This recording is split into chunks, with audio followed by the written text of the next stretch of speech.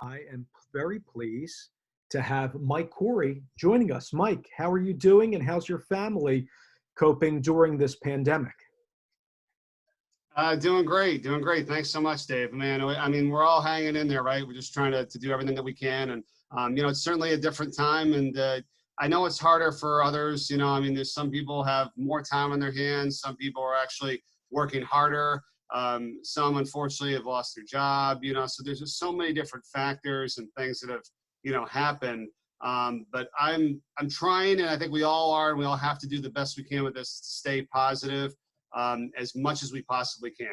There's two choices. It's negative and all the stuff that you hear in the media that's negative, or we can choose to be positive and think, hey, you never know. I just saw some article yesterday that said, hey, there might be a vaccine, before the end of the year. Hey, okay, good. Let's hold on to some positive news and just be like, we're going to be okay. We're going to be better than okay. And so that's kind of the take that I'm trying to use here right now with everything that's going on. I love the upbeat and positivity, and many who have been in these calls before know that we all try to come together and be active during this time when we're not on the air and learn from people like you. So everybody on here, I can speak for everybody that they're very appreciative. And I encourage everybody to keep chatting in the box. If you have a particular question during my background with Mike, happy to throw that on in there if I see it. Mike, before we get into the background, I want to ask you and just get your thoughts from the top. If we do reopen in a month, 2 months, many on here, wanted me to ask you, do you see yourself doing games at stadiums from your booth with your analysts, without fans, or do you find yourself, when we do get back, and I know you have experience with the Olympics and other places with this, calling games from the studio? With these Remys, as ESPN calls them, or micros, as Big Ten Network would call them. How do you foresee this? Yeah, I mean, they're all good questions, right? I mean, I think, things change so rapidly, so if you had to ask me now with the information that we know, I mean, my brother John always gave me this great line, and he said, you can only make the best decision you can with the information that you have at the time. And I hate, like we do and we've done before, I'm sure many of us, but I don't want to be a Monday morning quarterback. You know what I mean? It's like you get two roads to take, and then you take one and you're like, oh, there's all this traffic and we should have took the other one. Yeah, after you know the end result, so you don't have to be like that. But the best decision, the information we have at the time, and yeah, if we know what we know now, then come the fall, I would hope to think that we're playing some sports. And you're right, there might be limited fans or, not many fans. And then once things get better, it'll grow and we'll get back to the fans in the stands and then hopefully a vaccine. And so I agree. I mean, I think it might have to start out that way. Something is better than nothing. And I know we're all trying to get to that. I know it wouldn't be the way that we expect it to be. But like I said, I want to be positive and think that, yeah, I'm hoping that come the fall, we're getting back with football and, we'll figure that out. But unfortunately, sports is kind of one of the first things to cancel, and then it's going to probably be one of the, last things, so to speak, to come back, and not come back, but come back fully, because we don't want 100,000 people right now gathering all in one place. So that's kind of the situation. Yeah, you and I were discussing prior to this Zoom about broadcasters perhaps getting assigned their own headset. Maybe the company would pay for it, or broadcasters have to get their own Sennheiser, headsets, those nice ones that you guys just from a sanitary standpoint, just to have. Mike, I was listening to a recent interview preparing for the Zoom, and in one of your recent discussions with a reporter, you've worked on over the last few years, maybe even going back a little bit, about do less better was the quote I wrote down. And a lot of people on here, whether they're writers or producers, or a lot of them broadcasters, prep for hours and hours and hours for a big game and aspire to get to the level you are. But it's also good to be a minimalist, and it's about the economy of words and let the game breathe. Could you discuss a little bit further in detail about how to accomplish your goal over the air, being well prepared, but also, just calling the game and let the facts and figures that you have in front of you on your board just facilitate the action when appropriate? Yeah, I love that line. I heard it about 3 years ago. Our one of our head guys at ESPN, Lee Fitting, told us in a big gathering we have with all of our football staff we do every year, and he just said, do less better. And that was kind of the mantra that year, and it's actually stuck. And I try to actually apply it to everything I'm doing in life. Period. I read this book called Essentialism, which is the tag below it is the disciplined pursuit of less. We all think we got to do more. We got to make more calls. We got to do more things. We got to prepare more. We got to do this more. No, it's saying, why are we moving in a million different directions, making a millimeter of progress when we can go in one or two or three directions where we need to be and dominate, and I know there's things to be about, being versatile. Like you said, you want to be versatile. Yeah, I mean, that's absolutely correct in this business. But that's a little different. I'm just talking about all the things that we're doing and how much of it we're doing. And if anything, over the last couple of years, and especially during this time, has taught me is to evaluate every single thing that you're doing and how are we doing it? I mean, can there be a better way? Can we take a little less time? Could we make it, one less phone call? Could we meet for 10 minutes less? Could we just figure out a way to be more productive in less time? It's not about doing more. It's about doing less and being better and effective at it. So that's a huge one for me. And I tried to apply it also. The main thing is to apply it during the broadcasting. And again, you can only make the best decision you can, right, with the information you have at the time, and not be a Monday morning quarterback and being a hypocrite saying, oh, I wish I knew this back then. You wouldn't have. I learned it now, but I can pass this on to you guys now, is that's a huge piece of advice, in my opinion, is to focus and realize you don't need to do 1,000 hours of prep. You don't have to have every single story in this on every single player. It's actually been a detriment. It was worse for me, like when I did all that, because I wasn't paying attention as much to the game. Like I had all this stuff on my board. I had all these stories, all these thoughts. I'm looking down. I'm trying to figure it out. When can we do this? Where can we do that? And then I'm missing who's got the ball or what number is assigned to the guy. And that's just, you can't have that. So when I cut it down and I realized I can do less with this, and I actually had a better broadcast. And it was like, whoa, because it's all in your mind, right? It's all in our mind. We think we got to do this. And then once we realize when we don't, and everything's okay, if not better, you're like, oh man. So I've just been thrilled over the last couple of years doing less, going to the game, understanding what's in front of me, working with my analyst, saying less on the air. And I think I've been a better broadcaster, really, over these last 2 or 3 years. It's been a big transformation. I think that's great advice. So we're going to get into how you effectively and smoothly work with guys like Mark Plansky, with Rini on football, with Mark Adams on basketball, and others. You work with a lot of different analysts. So we'll get into how you adjust with different people you're calling events with. Going into your background, what was it like growing up in Brattleboro, Vermont, southern tip of Vermont, and you're a graduate of Brattleboro Union High School. So I read that you caught the broadcasting bug in 9th grade. You listened to a morning show, Smith and Clark in the morning. What was that like growing up in that area to get your mind right to go into this business and say, hey, I'm going to go after it? Yeah, you're all over it, Dave. That's exactly the story. I grew up just kind of with my mom in the mornings, getting ready for school, and we would have breakfast at the table, and then the radio was on. It was a morning show, as you said, called Smith and Clark in the morning, and they were just funny, the little local morning show. And I'm like, I want to meet these guys, and this is really cool, And as I got going into high school, I ended up meeting a kid, and he became a good friend of mine. His name was Matt Smith, and we were talking one day, and he goes, yeah, I don't know, my dad, he's got to do blah, blah, blah. He's got to wake up early. He's got to get into the radio station. I'm like, wait a minute. I'm like, what's your dad? He's like, yeah, my dad, Larry Smith. I'm like, Larry Smith's your dad? I'm like, I love your dad. He's like, what?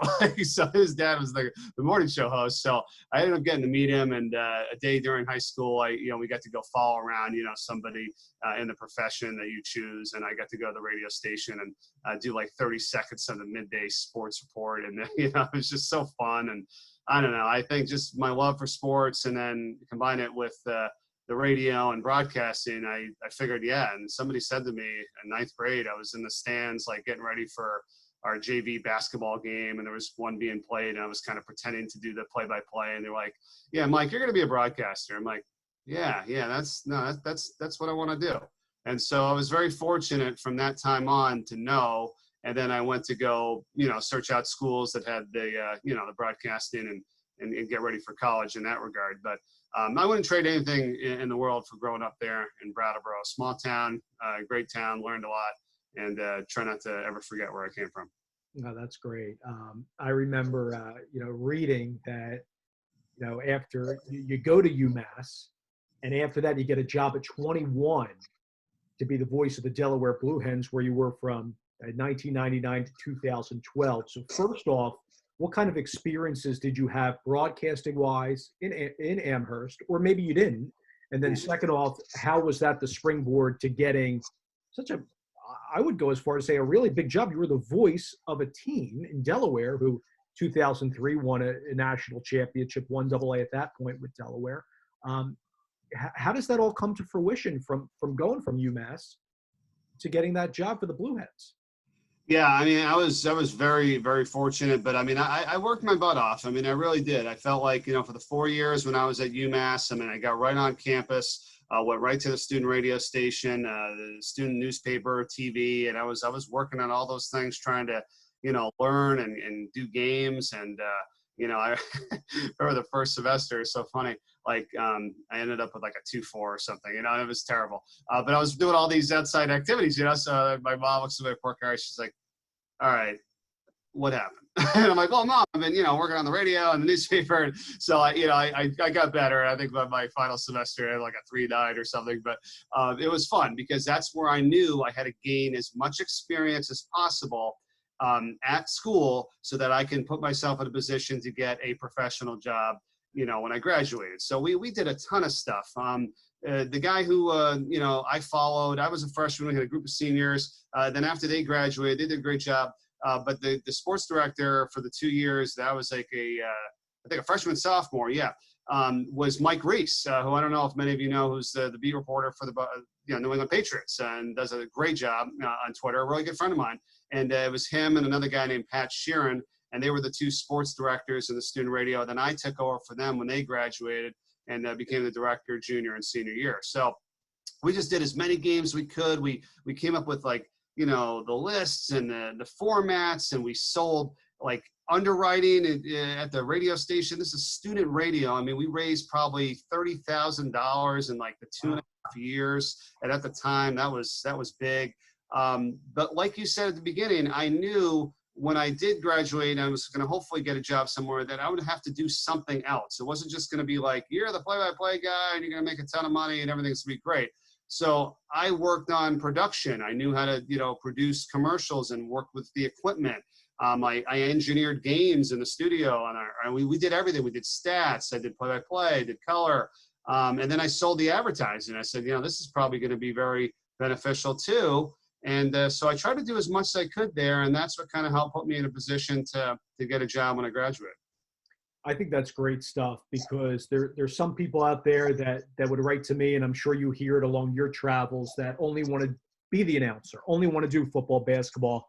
And I remember at Indiana that, I would lug equipment from the student radio station. I lived on campus all the way to Bill Armstrong Stadium, which was where soccer was, or I was the voice of the softball team, which is the jersey behind me. And it's all those production things. You mentioned the copywriting or fundraising.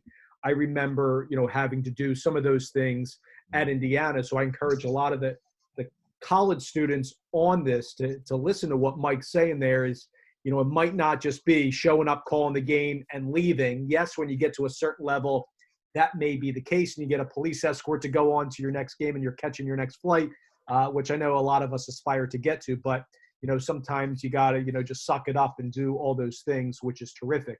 Mike, what I love in reading your story at Delaware is that the games aired, at least football and men's basketball, aired on a 50,000-watt station, 94.7 WDSD FM, which I believe was the station when you were there. So you were getting some huge college radio experience as the voice, did that open doors on the radio side?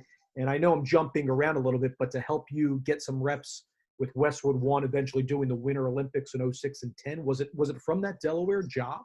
Yeah, it really was. It was, I mean, all that experience I was gaining there from doing, Delaware football and basketball, and I sent my stuff to them like right off the bat. I mean, I'm like 22 years old, and I found out the guy in charge, and I just kept sending him demo tapes and stuff, and I'm like, hey, I'm ready to go, and it's like I know better, and he's like, no, I got your stuff, it's very good, we'll keep you in mind, blah blah blah blah blah, and literally. It's like 4 years goes by, and then I get a call from him one day, and he's like, hey, we might have a spot for you at the Olympics. I was like, the Olympics? I'm like, here I am, been trying to do stuff with them for years, but how ironically with it, though, is when you had the Olympics, of course, you needed way more people, right, to cover all the different sports. It's like they were doing national basketball and football, and like I wasn't going to take over for whoever was doing that, I don't know, Dick Stockton or Kevin Harlan or whoever was doing it. I mean, they're all great. They're in charge. So I got the chance to do the Olympics. So I couldn't believe it, So I went out to Torino in Italy, and I did the speed skating, and we did speed skating on the radio, and long track and short track speed skating. We would take clips of it, and they'd play it on a show that they aired every night to all the stations across America. We do some updates, and then I got asked back to do it again in Vancouver in 2010. So yeah, it was certainly all that radio experience that helped me get that, but it was something that I worked on for a while. I mean, I was emailing and trying to stay in touch with this guy for years. So that's another important part of what I would say to everybody, is that it doesn't just happen overnight. You know what I mean? So you have to try to make those contacts and meet these people and talk to them now, so that when something does come up the road, in maybe a year, maybe a month, 2 months, whatever, they know who you are, they know your work, and then you can hopefully enter into something. But it's like what I tell the kids in college, I hate, I don't say hate, but I feel unfortunate when they call me in their senior year and like March, April, May, go, hey, what do I do? It's like, no, please call me like at the beginning of your career, so I can tell you, hey, get on the student radio, do this, do that, so that by that time you will be able to hopefully get something, because you've been working at it for a while. It doesn't just happen overnight. I mean, I don't want to keep rambling on here, but as we'll get to it later, I'm sure I can give you a couple other examples of, jobs that I got that to everybody else looks like, well, how did he get that? And what's the deal there? It's like, well, that took a bunch of time, so that's kind of how that works. I love the point about, enjoying the journey. And I think a lot of us, want that instant gratification. We've discussed that on the previous calls. In many cases, some people, it takes 5, 10, 15 years to get to where you dream to be. Others, a kid coming out of school, a year or two, maybe they have a famous father. Maybe they have a great agent who takes a liking to them while they're in college. There's so many reasons, and not every one is analogous. And I think it's important for everybody to learn through what Mike's telling us here, is that everybody's path's different, and to establish those connections early. Many people are going to ignore you. Some people are going to say no, but it takes that one person to say yes, and sparingly keep in touch. I think that's really important. Mike, you're at Delaware for 13 years, and a lot of people, wanted me to ask you, how did you still have the mindset? I know you said in other interviews that you wanted to go to the next level when you felt the time was right. We'll get to your path, how you got on ESPN, but let's first start out on how you got some TV gigs, because a lot of people write to me personally, how do I get these freelance television jobs? And with streaming and ESPN Plus, there's probably better opportunities than when you and I were coming out of school. So how did you first gather all that radio experience to maybe get some freelance TV stuff before you landed with a worldwide leader? Yeah, as you said, everybody's got their own story and their own kind of war story, if you will, and how they got to a specific point. And I just want to touch on that first, because the sooner you can stop worrying about everybody else and just focus on yourself, the better you're going to be, because everybody does it, and it just does not. It doesn't help one bit. How does that guy get that job? Why is he on there? I'm better than him. No, and no. Like you just said, everybody has their own story. It all works out a certain way for some people, some better than others. but don't worry about them. Take care of yourself, work your butt off, and you'll get to where you need to be. Like, and it doesn't happen overnight. I know, and I've done it too. So we've all been guilty of it, but you got to trim that back so you can focus on what you're doing. It's like on a basketball team and you're like, how come I'm not playing? I'm better than that guy. If you worked harder and you were better or whatever, then you probably would be the starter. Like I don't want to blame others or, worry about anybody else. Focus on what you're doing and get better at yourself. So that's what I tried to do. And I mean, I think, just you got to get a couple opportunities here and there. And the way it started was like I was just doing Delaware basketball. This lady who worked for the America East Conference, the conference that Delaware was in, I remember her name. She's a great lady, lives out in Oregon now, Elise Stoner. And she was saying to me how there was a game on TV, and she wanted to ask me if I could do the play-by-play. I'm like, oh, that'd be great. And it was on Nesson, I think probably another regional network. Nesson's out in New England. And it was Vermont at Albany. And I remember that was my first ever TV game back in like 2002. Okay. And then I would get a couple of games here and there. I started working on CN8, which was out of Philadelphia, old channel in Philadelphia, and Comcast Sportsnet, Philly, and then also down in Washington, D.C. area. But it was only a couple every year. I got like maybe 3 or 4 games. I'd step aside from Delaware on the radio. We got a guy filling in for me, and then I'd do a TV game. And then I started doing a couple of football games. Like I had never missed any Delaware football for like 10 years. Wow. And, then I started doing a couple football games. And then 08, 09, 10 was like when I really started doing a little bit more TV, and I started doing lacrosse. I did lacrosse on Comcast Sportsnet up in Philadelphia. We were at Drexel. We were doing a bunch of different games, and we got to go to really cool venues. And that's when it all really started to get going. So I got the job at Delaware in 1999. And then, here we are. I'm talking 08, 9, 10. So we're like a good 10 years later. So that's kind of how my path was going. And then I was able to get the job at ESPN in 2011. So what's that phone call like when somebody says to you, you're going to take an expanded role at ESPN? And I love the fact that you pointed out that there's a sport in lacrosse, and I'm sure you love doing your football and your basketball, which you do now, but also lacrosse. Was that your in to getting reps with ESPN? And I know you were on some high school football games leading up into this point as well. You're right. That was it. That was my in, lacrosse, believe it or not. So I did all those games, 08, 09, 10. And then I saw this email from ESPN being like, hey, most extensive lacrosse package we've ever had, all these games. And I'm like, man, so I emailed my agent or called my agent, and I'm like, hey, look at all this stuff for ESPN. Anyway, he's like, they're already on it.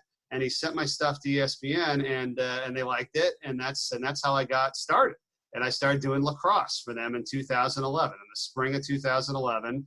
And they liked my work there. And then I got a couple of games, like you said, high school football, a couple college games that fall, and then basketball. And then a whole another year went by. And then that's where they asked me, hey, what would it take to, kind of get you away from the radio to do this full time? And that's why I said, well, yeah, a decent amount of games. So I know I have a stable or a contract, and then I can, leave the radio station. So that's what happened. And then I left the radio station doing the games at the end of the 11-12 season for basketball. 2011 was my final football season. And I stayed on at the radio station actually selling advertising. That was my job when I first got to Delaware. It was do the games and sell the advertising. So I had a dual role there from 1999 all the way up and through 2015. So from 12 to 15, I was still selling ads on the radio station for Delaware for Blue Hens and other stuff. And I was doing TV with ESPN. And then finally in 2015, at the end of that year, I'm like, if I'm going to get any better and take the next step or go to the next level with my broadcasting career, which is all I really wanted to be doing, I got to get rid of this sales thing and just, go full time, and I did. And that's how I got going. So what is that like when you hear from these big coordinating producers or somebody from the talent office that, when you tell them, hey, I'm ready, just give me the opportunities. And when they say, Mike, we want you, and you're all in, just What's that feeling like after all those years grinding away at Delaware and through your other cool opportunities?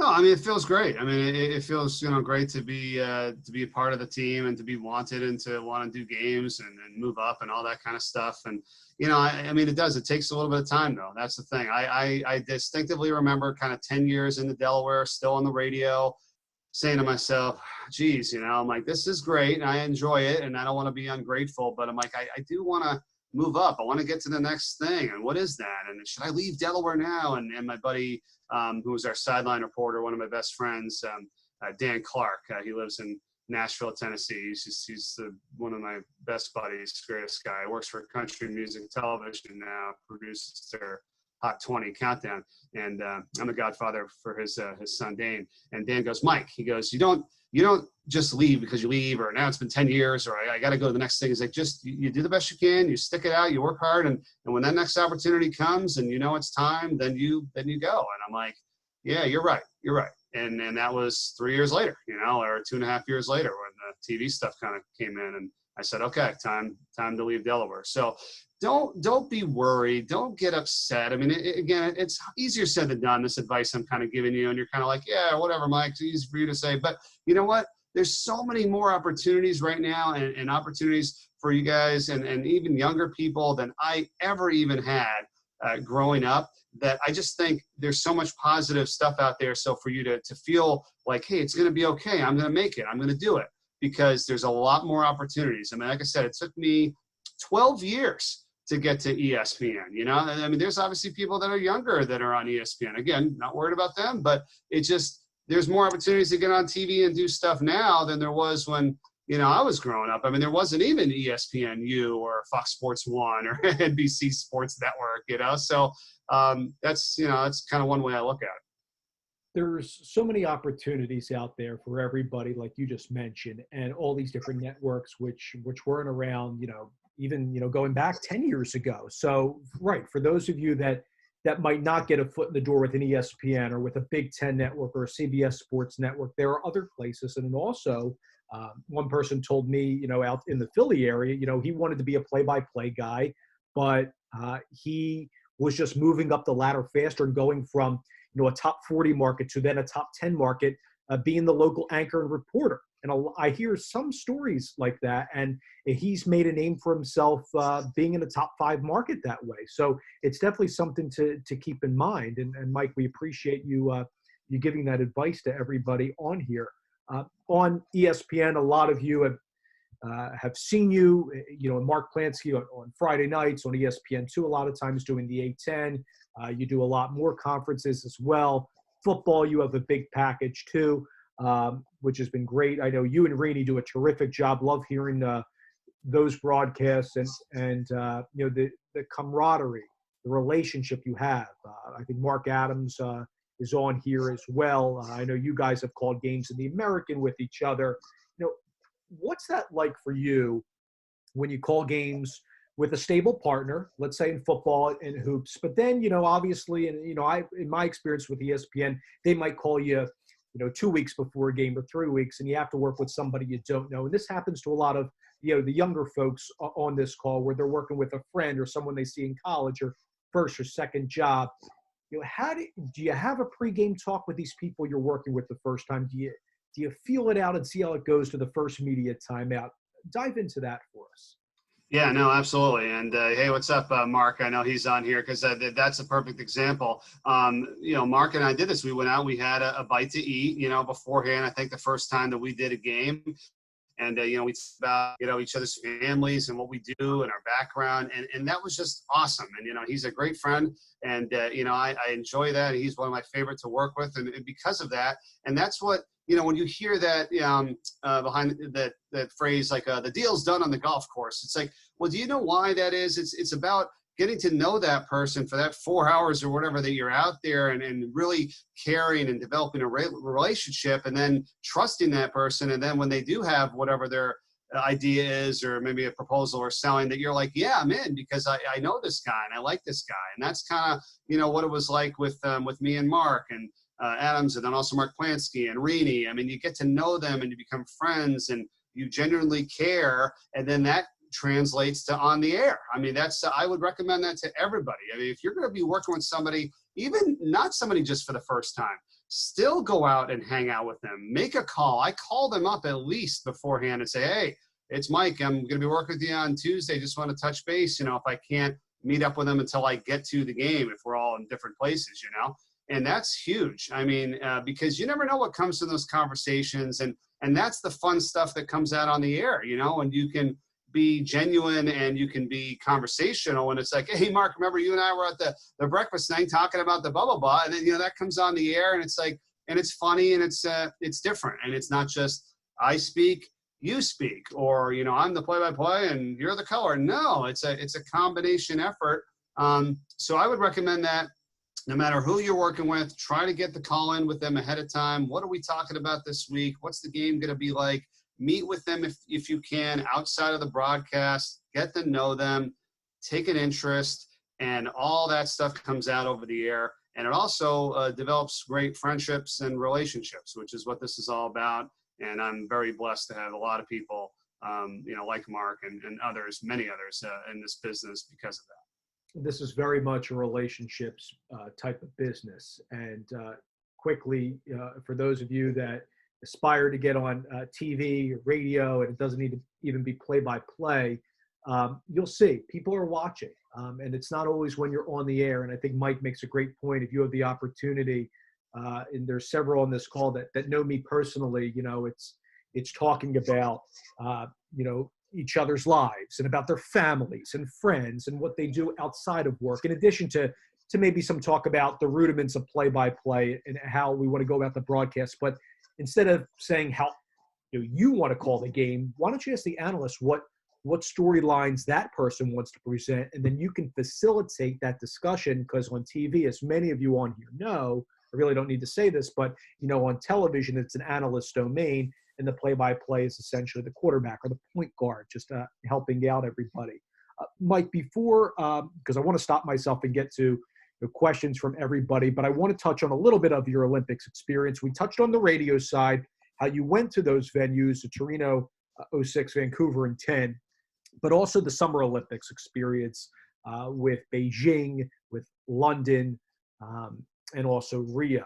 And that is doing field hockey. It's a sport I know well, and I know you do a great job with that. The last one you called with AJ Malesko, done a game with her. She's been terrific on Islanders coverage on NBCSN, doing the NHL. I'm very happy for what she's brought to broadcasting too from her playing days. But how do you? And a lot of folks ask me this question. I've been highlighted several times under the Olympics type of questions.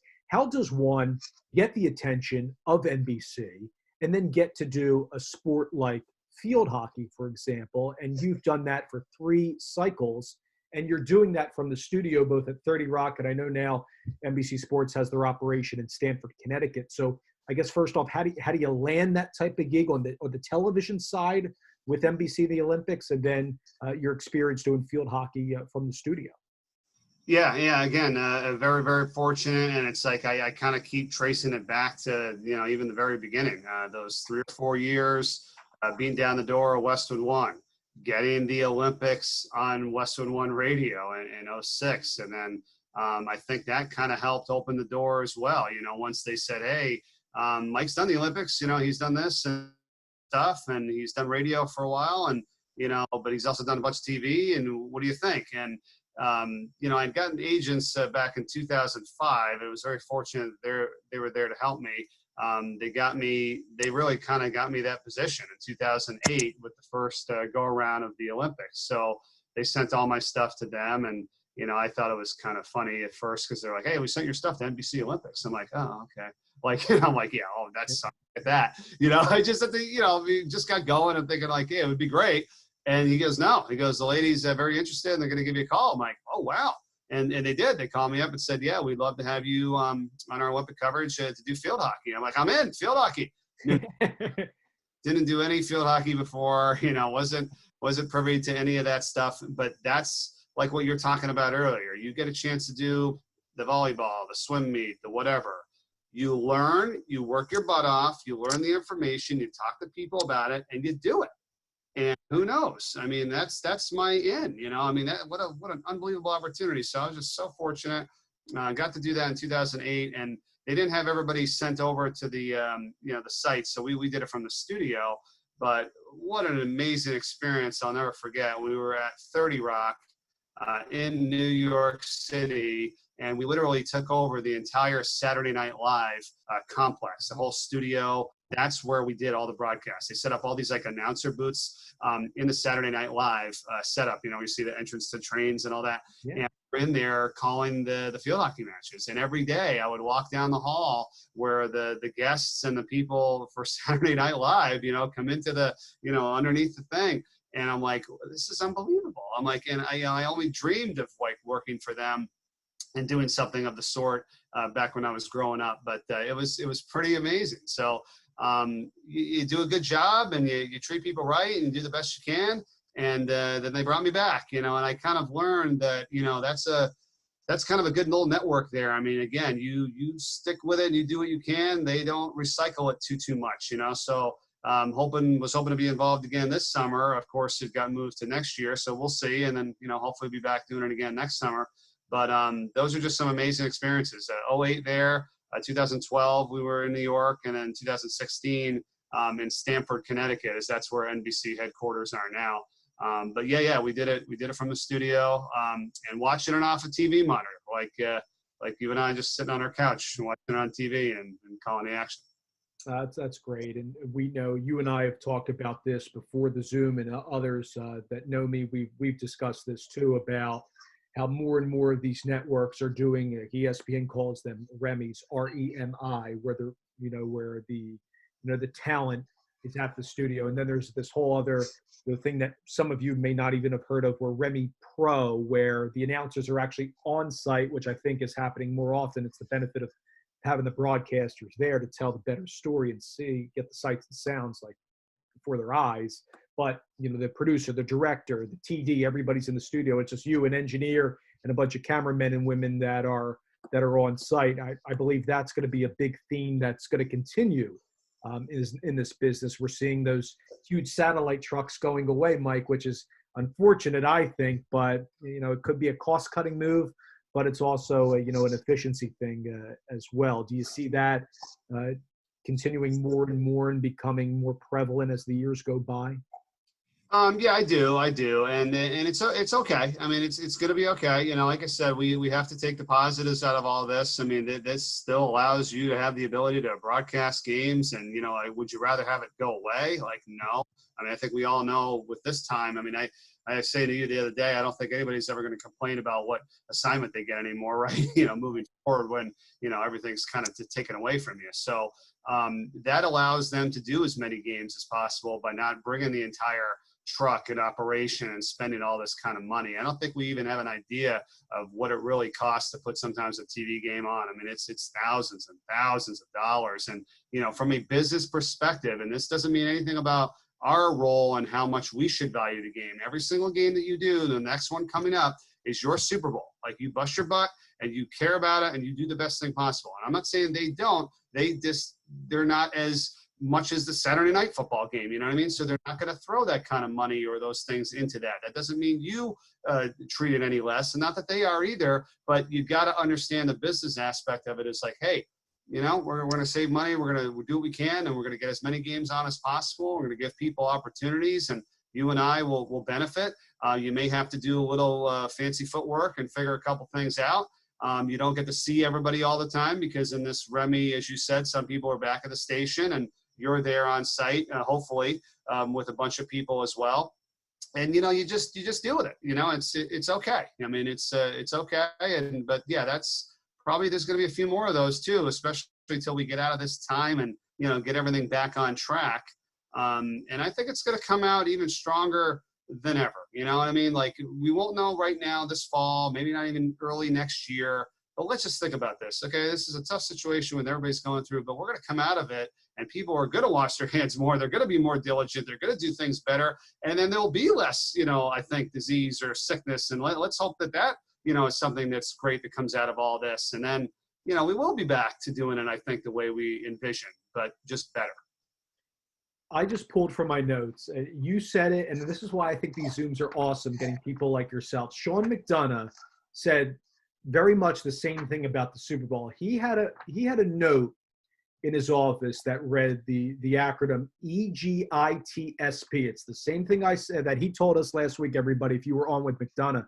Every game is the Super Bowl, what that acronym stood for. And there you go. That's why I love this stuff, because you heard it from Mike there. And I don't think you're going at, oh, you got to prep till 5 o'clock in the morning. You got to do it, all day and night leading up to the week of your game. But the love, the passion, the enthusiasm you have for that particular assignment, no matter if it's you doing, a college football bowl game or the Olympic field hockey, or doing Delaware, or if it's somebody doing a local high school game, to take pride. And I think people can hear, or if they can see you, they can tell if you're taking it seriously or not. So I love the fact that you just said that about the Super Bowl. I think that's wonderful.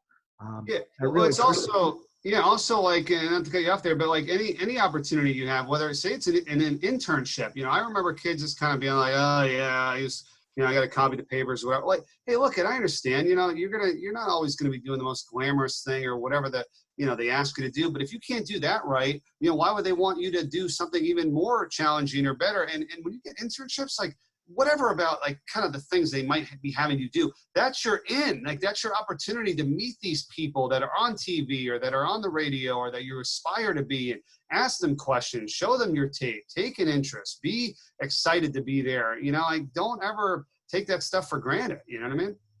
No, 100%. And the last thing from me, and you've mentioned this a few times, and several people wrote upon registering to ask you about agencies, and you can take this any way you want.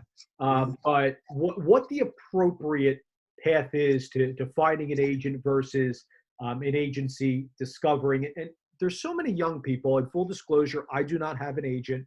But there's so many young people on here, and then people that are maybe in their 30s or 40s, or we have some that are seasoned veterans on this call that feel like an agent is the only one to get you those network jobs, to you getting the Olympics, to ESPN, even some other, high profile radio gigs.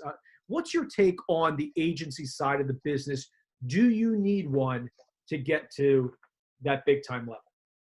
I don't think so. And I don't mean that like they don't do that. I'm just saying, I'll give you this. So I was, again, beating the street, doing as much as I could, trying to get my tape out there, all that kind of stuff. I fell like into a little bit of a trap, I think, when I did get the agent, that I thought a little bit like, okay, now they'll kind of handle, or they will get me to the next thing, and we'll go from there, and I'll just do whatever I do. And I think I dropped off a little bit of staying in touch and being in the forefront and continuing to cultivate relationships. And you don't want to do that. Like, the agency and the agent is just is an added benefit and an added help to everything that you should already still be doing. Okay. And I hear people all the time, and I talk to a lot of my friends in the industry. Some are very happy with the agents. Some are very disgusted. Oh, they didn't do anything for me, and they didn't get this from me. Look, they only get paid when they do get you something. So I think, when they get you an opportunity, I think it's most like 10% or something. So they're going to work hard because they don't get paid until they, get you something, you know what I mean? So, but again, it doesn't mean they're always going to, and you still have to go out and do your best work. Like, you're your best agent. I'm Mike Corey. Like, I got to meet these people and become friends with them, and relationships and face to face. And I don't want to lose that, because if you just expect them to do it all, and remember, they may not even know you, the people at those networks and stuff, until you get to know them, So I would say, yeah, if you can get one, for sure. That they've very much helped me. But then I also got to the fact where I got to keep doing what I'm doing, and not just expect, they're going to get it all done. It's almost like, and I met my wife on Match, and now it's, very prevalent for people. And it's like, but at the same time, that doesn't mean you don't stop, going out and meeting people, or going to different events, or trying to meet people on your own accord. That's not the be all end all. It works for some people. It doesn't work for some people, but that's just like an added benefit, it's like another, help to the process, it's so that's how I would say that. If you can get one, great. But don't get all bent out of shape and they didn't do this and that. You still got to do the work. You got to put in the effort. And when you're both doing that, hopefully good things happen. Yeah, I think that's awesome advice and a take there, because it's not solely, oh, the agent's going to do all the work and you're going to sit there and hope all these gigs come in. I think you need to be your own agent, especially where a lot of you are at in your career. For somebody like me, is to cultivate, like Mike has told us, the relationships with the networks and people that are in hiring power. And yes, a lot of times I know this very well. There's rejection.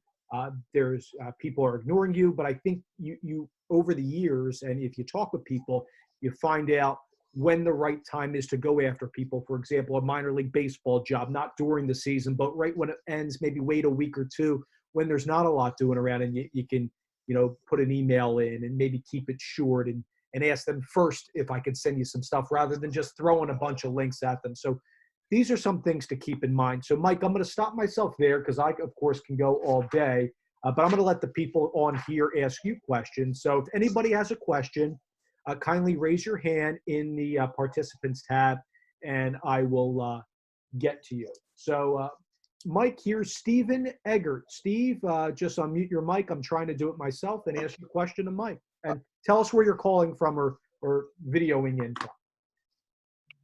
Oh, hey, guys. Dave, thank you so much for doing this again. Mike, thank you for joining us. I'm in New Jersey right now, right around the Trenton-Princeton area. I work as a producer-editor with Major League Baseball, and my other job is doing a lot of camera work, replay work, and graphic stuff for Princeton University, doing their ESPN streaming, broadcast ops and stuff. You mentioned lacrosse. That's become one of my favorite sports to do as well. But my question to you is kind of what Dave alluded to about field hockey. It's really mostly a women's sport in the U.S., and you've gotten to do it at an Olympic level. I've gotten used to shooting it as well, and for me, that was probably the hardest sport to follow, especially as someone who hasn't necessarily didn't have a lot of experience with it growing up. And I covered it a little bit in college for the school newspaper, but I didn't really watch too much of it. So how would you describe your evolution with that sport, going from maybe not having a lot of experience with it, whether it's playing it or growing up with it, to doing it at this level, being the Olympics? Yeah, no, thanks, Steve. That's really cool what you're doing. And yeah, it is. It's very much different. And I'll tell you this, when I got to the Olympics, I didn't even really know there was like men's field hockey. You'll be doing men's and women's. I'm like, men. I'm like, what? And it's like huge, like for overseas, like in the Netherlands and Germany and Australia. And their players are awesome. I mean, it was like really cool. Like I was excited to do those two matches. But yeah, so you gotta see it, right? You gotta watch it. You gotta learn. You gotta watch tape. You gotta talk to your analyst. You gotta know the rules. I mean, the rules is probably the hardest thing. So in the beginning, and then we're not on camera, so like it was a little easier, and we're in the studio. People say, hey, that must be harder to do it from the studio. Actually, as long as you could see the players and the numbers, it's actually a little bit easier because you're not distracted with like a ton of other things, because you can only watch one thing, the same thing you and I are watching. And if I didn't know to play or, what happened, I kind of just like, do the little, to my analyst, and they'd be like, oh yeah, that's a blah, blah, blah penalty, and then I started to get a little bit better, because you can't know everything. That's how I would to grow. But the more you do, the better you get, but you gotta do your prep and homework. Sure. Gotcha. Thank you. Mm-hmm. Thanks, Stephen. Appreciate that. Great to see you. Here's Jacob Schwartz. Well, say something about Mike Corey. Mike! Oh my God, it's my buddy Mike Corey. Hello, Michael. What's up, Schwartz? How you doing, man? How are you, my friend? Hey, Dave, and again, that I don't want to take anybody's time, and I remember we talked about this on the phone, but this gentleman and I go back so far. In fact, I've been, as you know, I've been in the business about 15 years as a PA announcer. In fact, my favorite moment was announcing a high school game on Comcast Network, and I believe it was at Ben Franklin. You were the voice of that game, and Jeremy Treatman was the color commentator. Of course, I've had the privilege of interviewing you on my podcast, Voice of Reason, at Drive for Autism. I actually was going to try to play a prank. Artie Kepner just called to let you know that he doesn't want you coming out this year.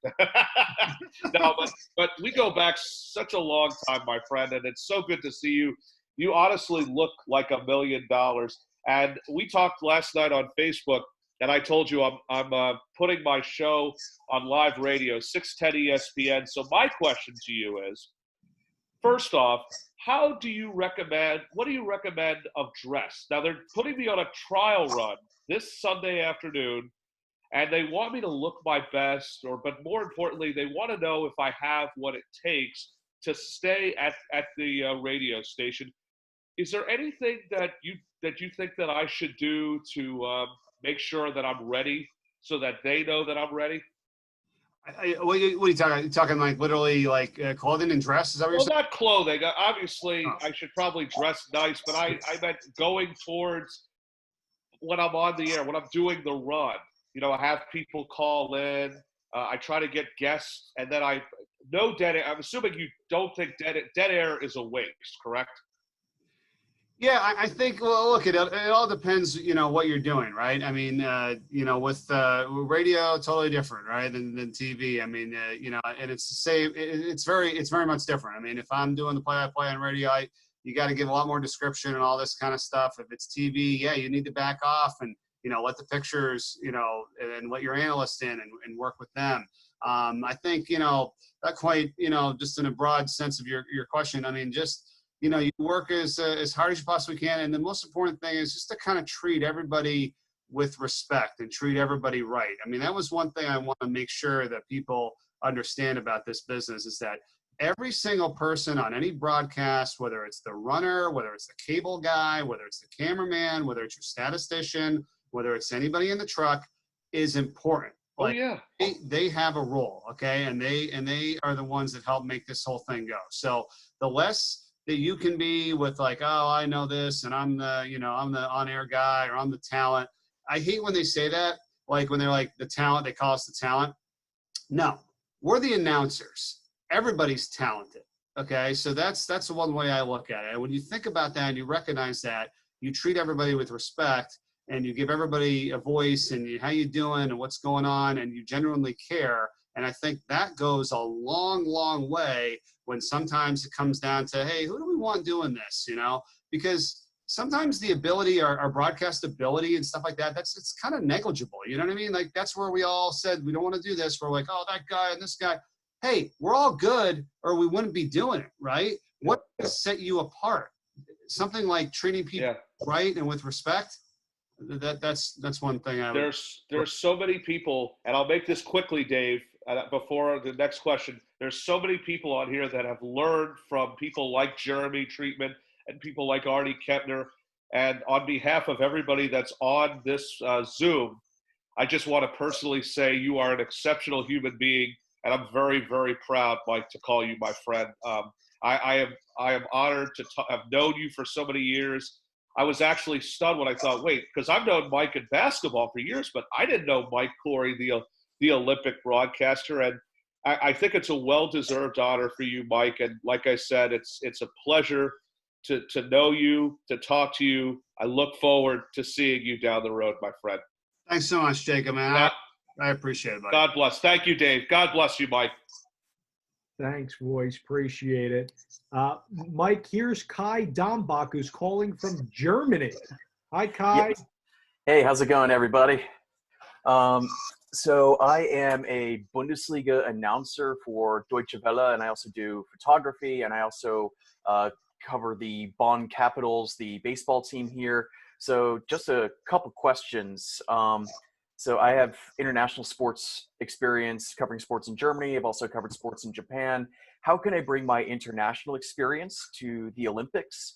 And when sports aren't going on, I'm also a reporter covering all kinds of things for Deutsche Welle.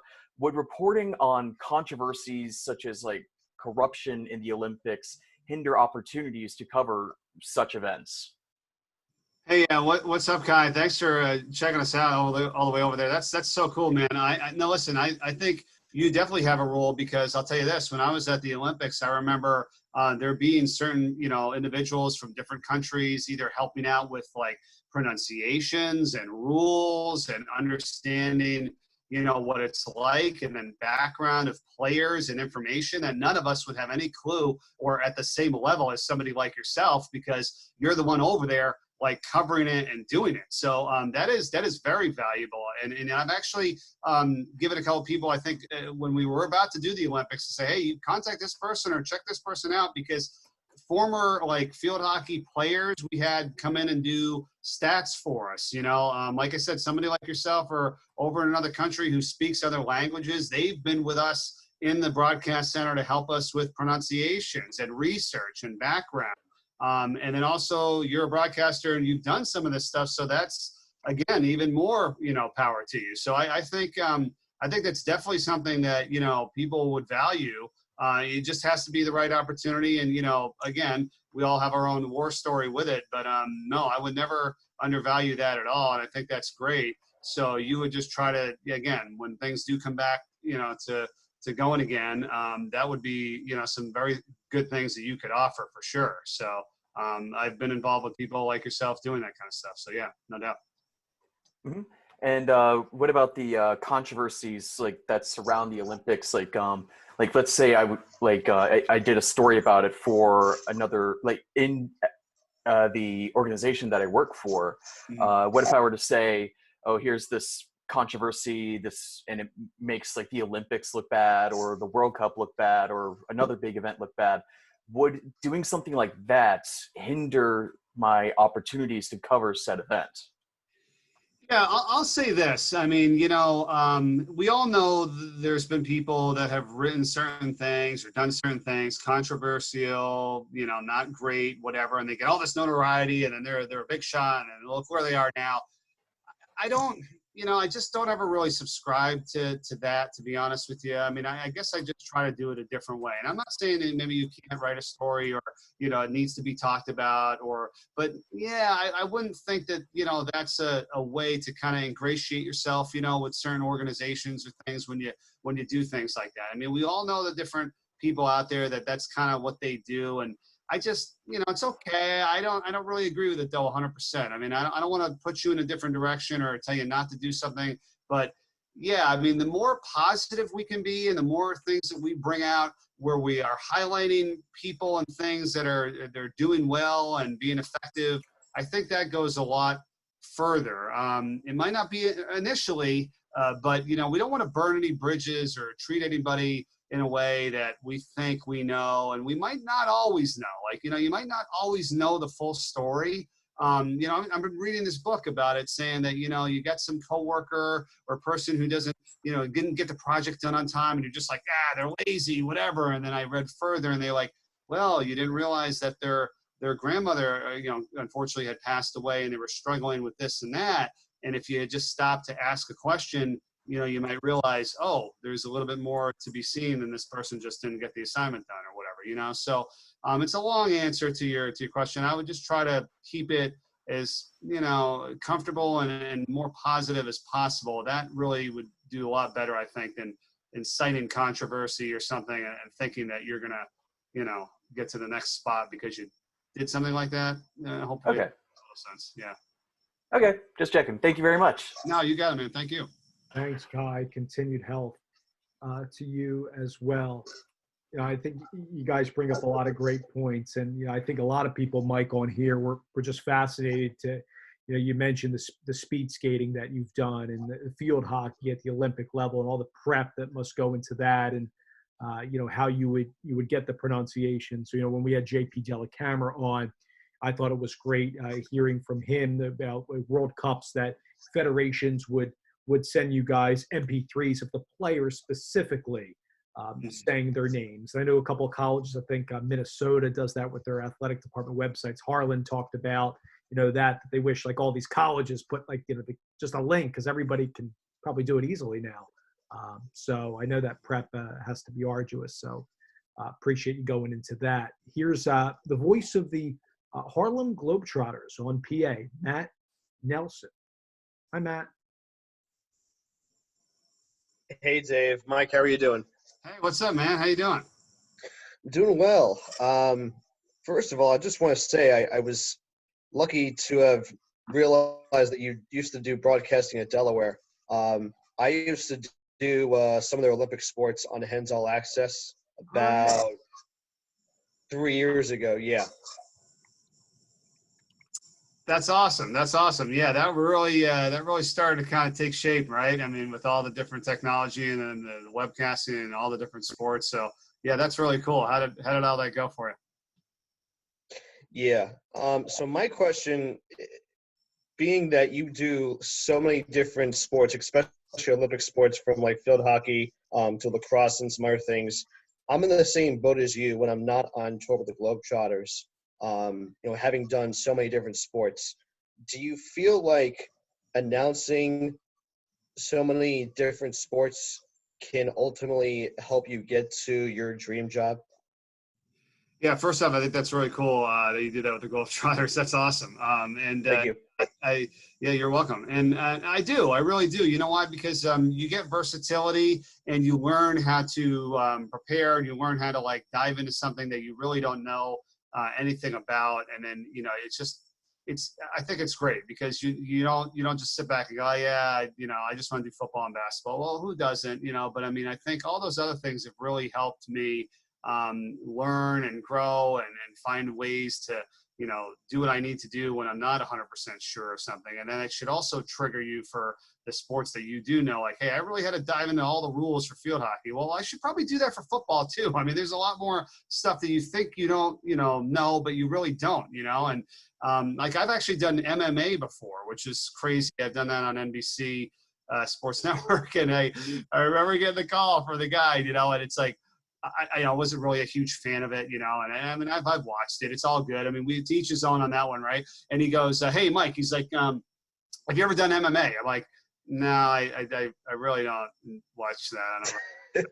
He goes, yeah, neither do I. But anyway, I need you. He goes, we need you down in Daytona. He's like, we're not sure if the guys are going to get in time, but they probably will. But we need you there as backup. And I'm like, okay. I'm like, I'll do it. And he's like, don't worry. He's like, I'm going to send you a bunch of DVDs. And he goes, once you start watching all those, and then you'll be more familiar and you'll be in good shape. And I'm like, yeah, that's the problem. I don't really want to watch, but I'm like, no. And I watch them and I learn. I'm like, oh man. And it wasn't as bad as I thought, And I got there and I did some MMA like on the web stream and then a couple on NBC Sports Network and it was crazy. Like I finished the thing and we were in Daytona Beach, Florida, 4th of July weekend. Like I think it's like 2014.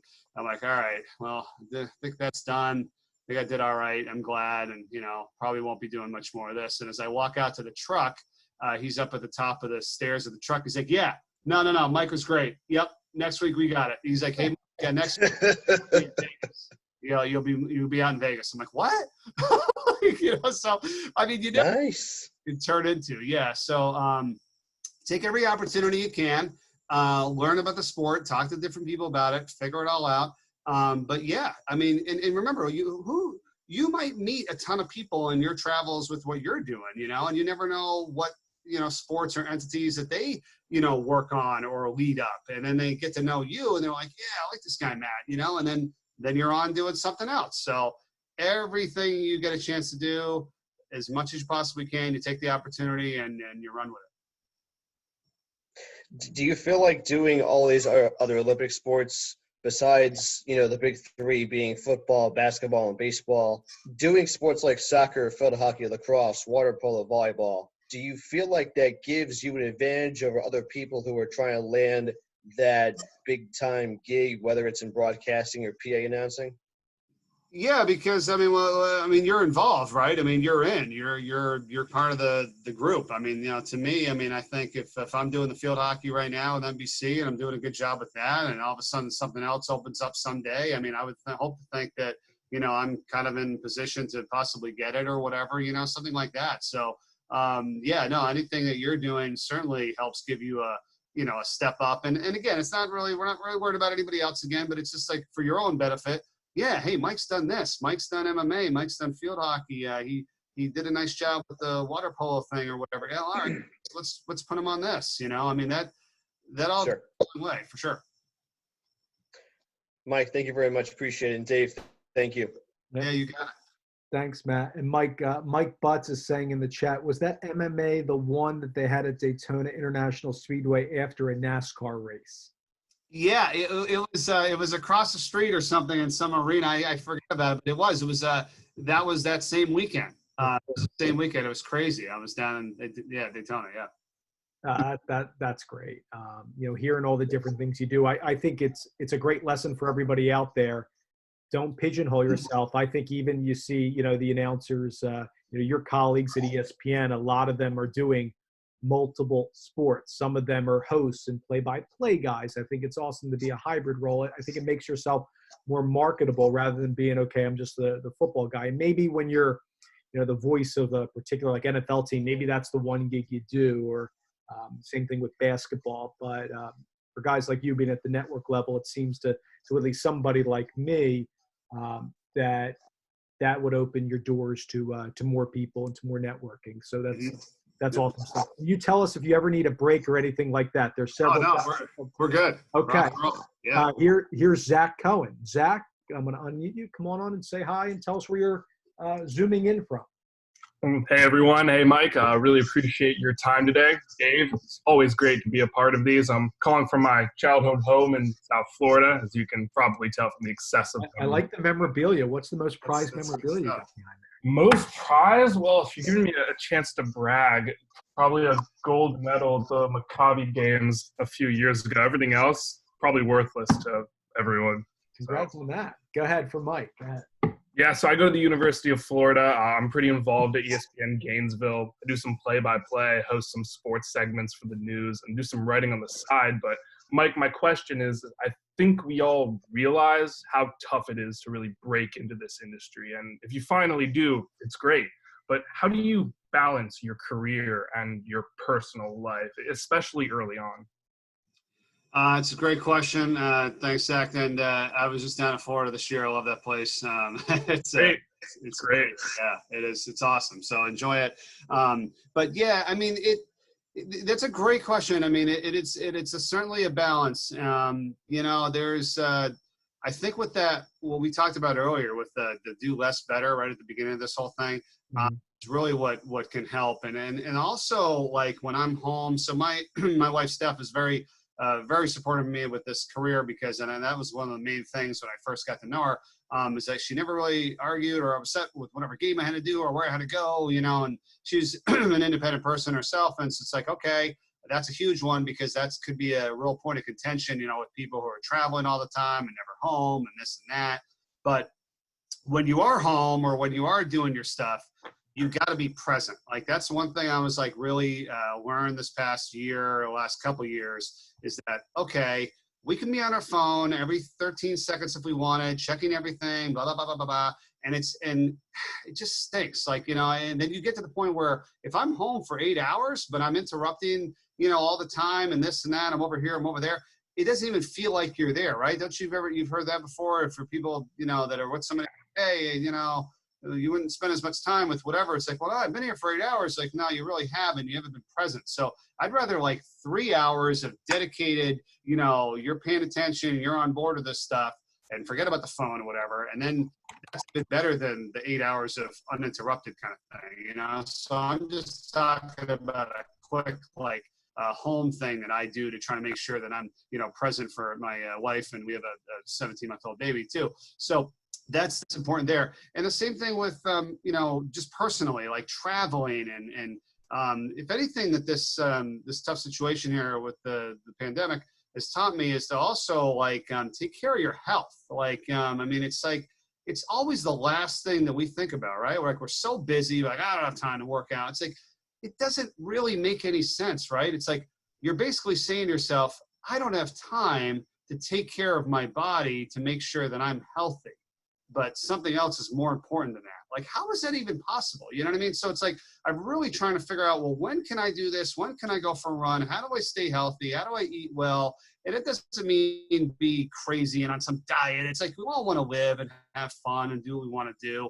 But you got to pay attention to that. I mean, that is probably one of the most important things is your health with all that stuff. So The balance, I think if this answers your question, is like, how much time can I be dedicating to taking care of my health every day? You know, working out, eating well. Okay. How much time do I need to be focused with my family or my girlfriend or whoever, and really, you know, my spouse, whatever, and be strong and be present with them? Okay. How much am I working on with the game and the preparation? Oh, I got to do all this again. No. We've talked about this. Less is better.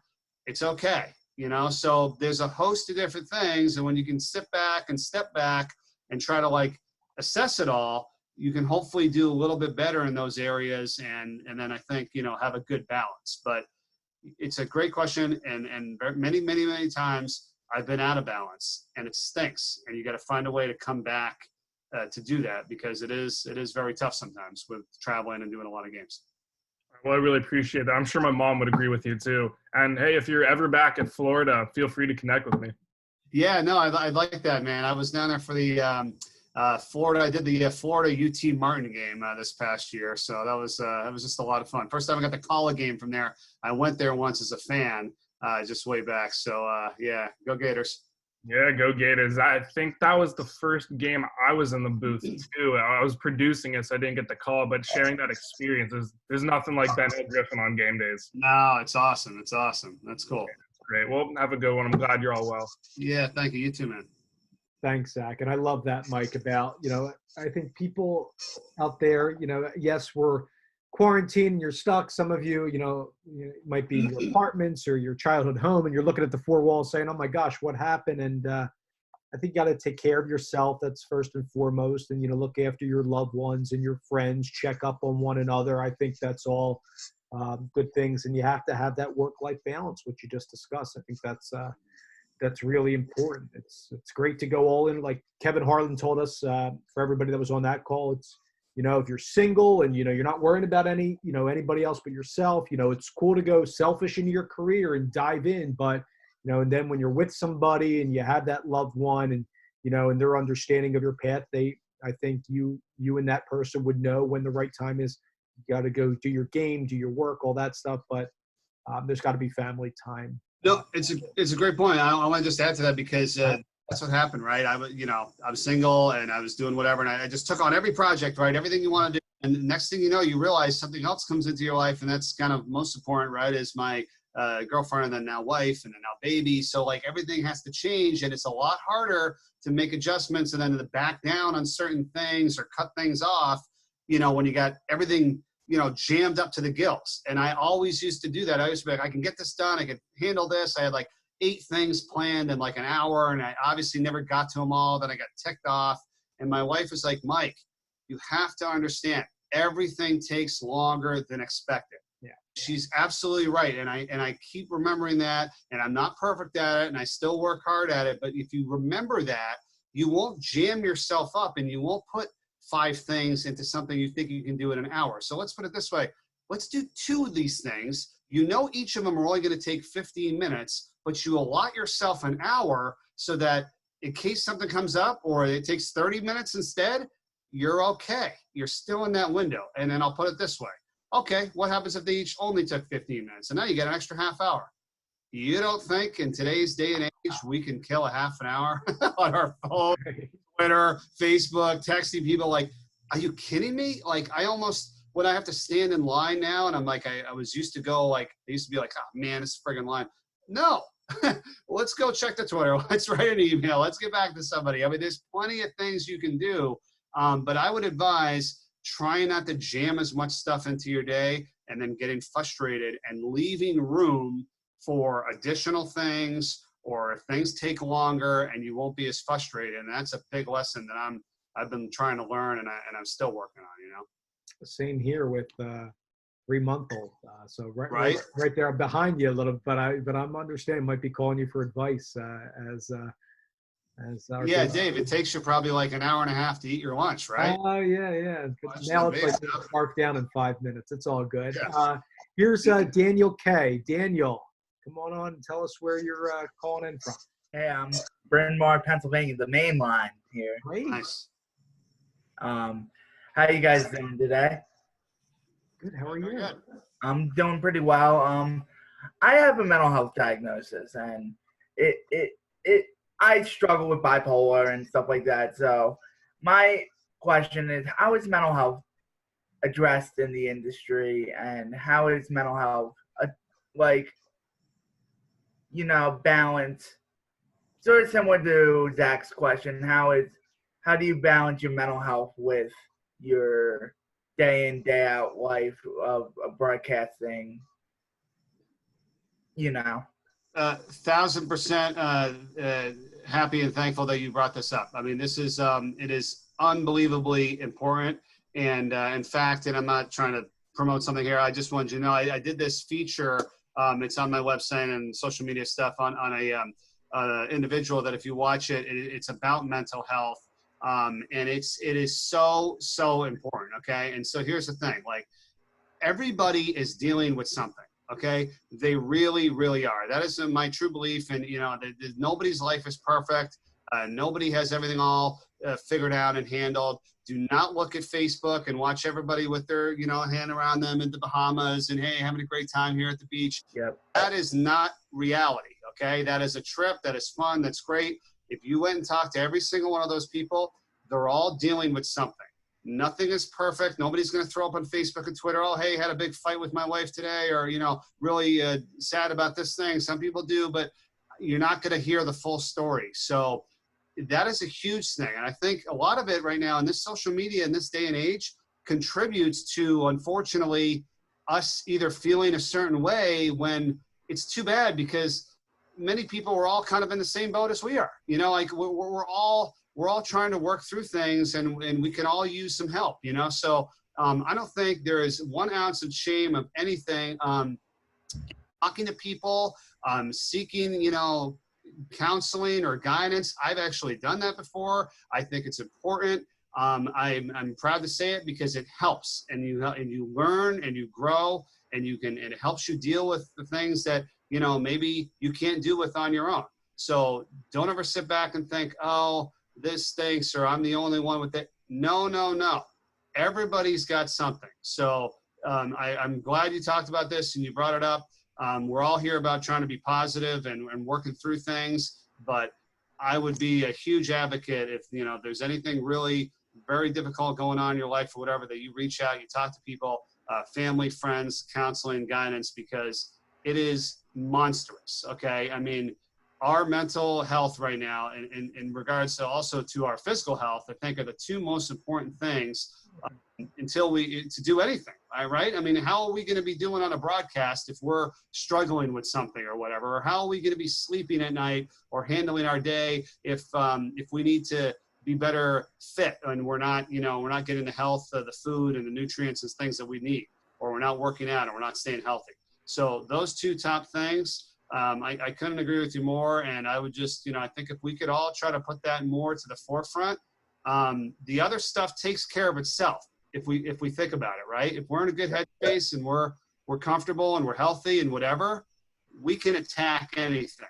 If we're not, we might be struggling with a lot of stuff. So, I hope that helps. And I really wanted to get that out. So I'm glad you brought that up. Yeah, and I'm addressing several issues right now, so it's like it really builds inside. And thank you, Mike, for all your wisdom today, and thank you, Dave, for putting on these calls. I watched the Kevin Harlan call at 3 a.m. in the morning while I was insomniac. So thank you all for hearing me out here today.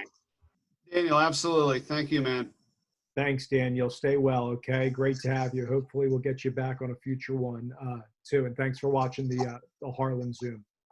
That was great. And we're hearing a lot of, and like I keep saying to people, I think it's cool that we're seeing very similar messages with a lot of the guest speakers on here. I think that only helps that resonates with us all, given all the different paths that a lot of people that we have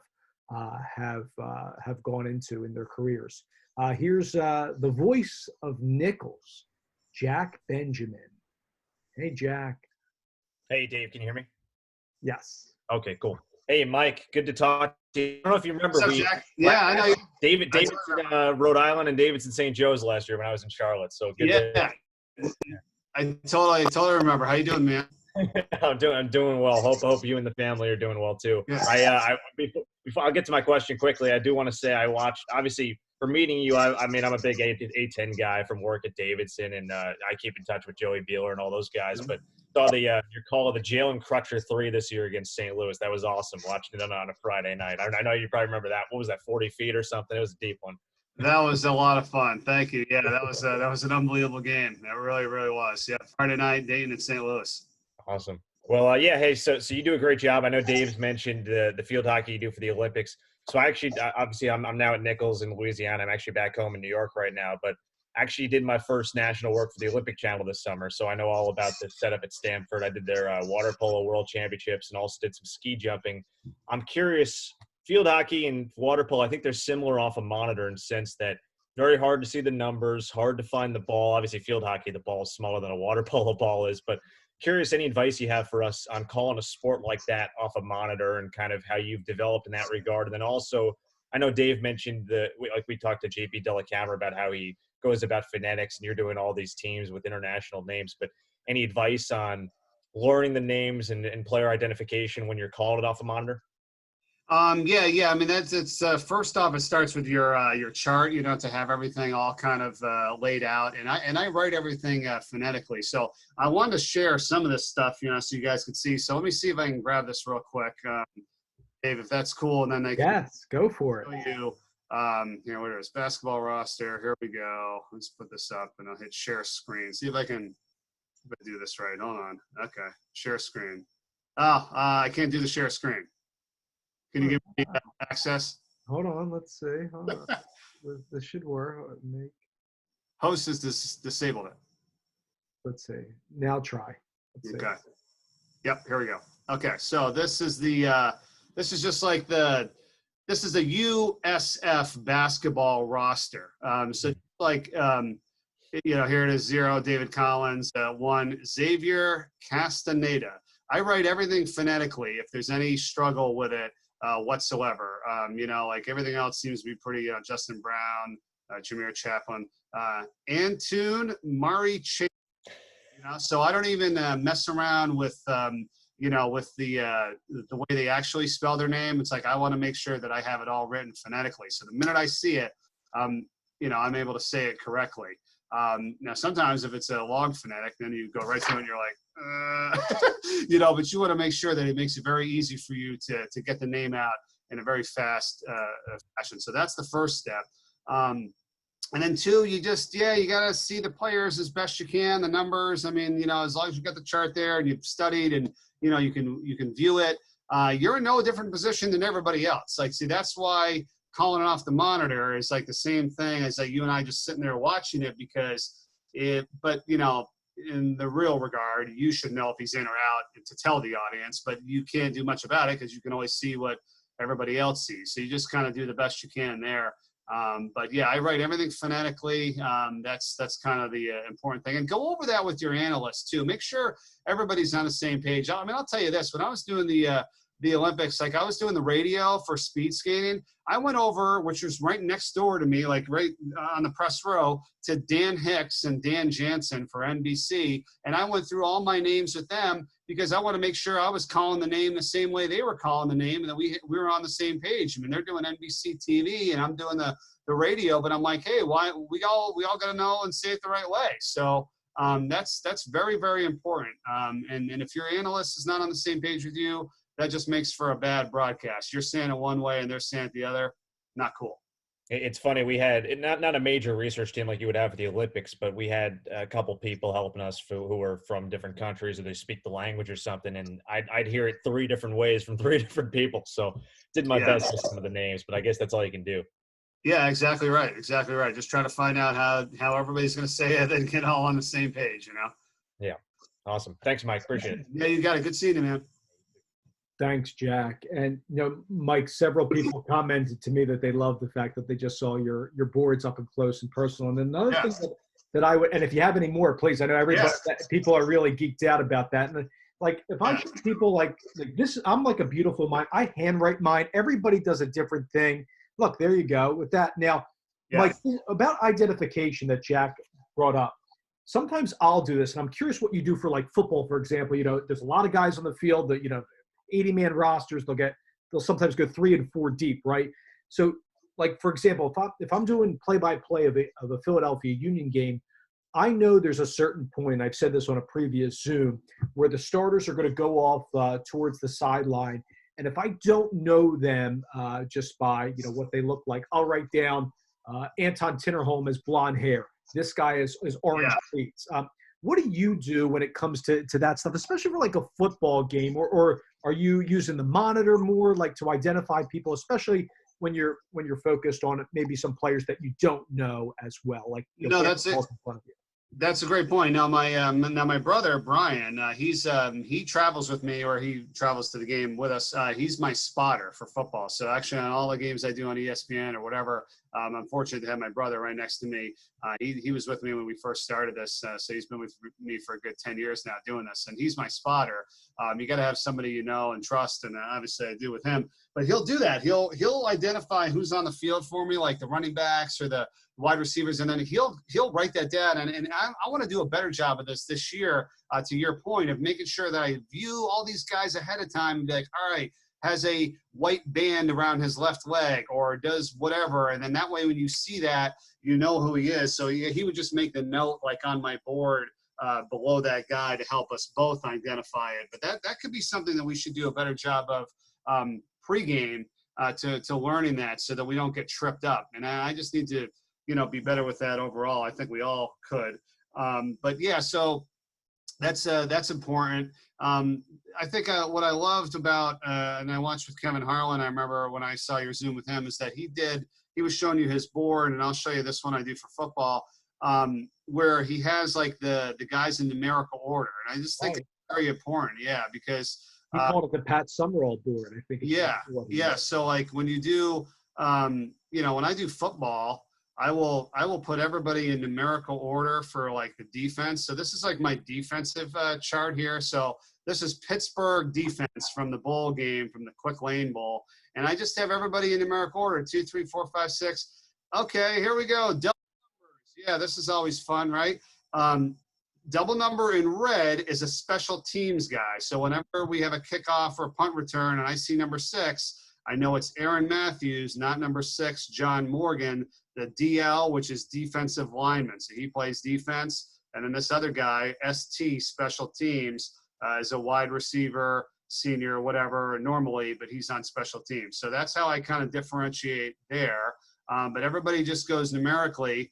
And this is basically, these are Word documents. And I'll be happy to share any of this too, by the way, to anybody that wants any of this stuff. I'm not one of those people who are like, this is my thing. Are you kidding me? Like, we're all in this together. If I can help you, or you want to take something from this or use it for your own, absolutely. Like, we all got to prepare and, get ready for a game. It has nothing to do with, anything like that. So, again, if you need any of this stuff, I can easily get this to you guys. But once I finish that, and, I just print them on a 8.5 by 11 sticker sheet. You can buy them at the store. It's Avery Labels. It's just an 8.5 by 11 complete sticker. So I print it out, and then I just stick the one, set that you just saw there. And then number 2, page 2 is only like one column. And then I just stick it right here, and that's it. And that's the defense. So everybody here defensively is all in numerical order. So my brother, as my spotter, when he sees 58, he's just like, boom, 58. And I'm like, hey, Carter Stagner on the tackle. And we're not messing around looking for, whether he's a defensive back or a lineman. And you know how guys are now. You give number 8 as a defensive lineman, number 8 is a corner, like whatever makes it easier for you. And then I write down their position, on here, like I saw Kevin did too. So, if I need to see it, that's great. And think about football, right? Who cares who the starters are in football on defense? Next play later, Bobby's in on the defensive line and Joe's in the secondary, and who cares?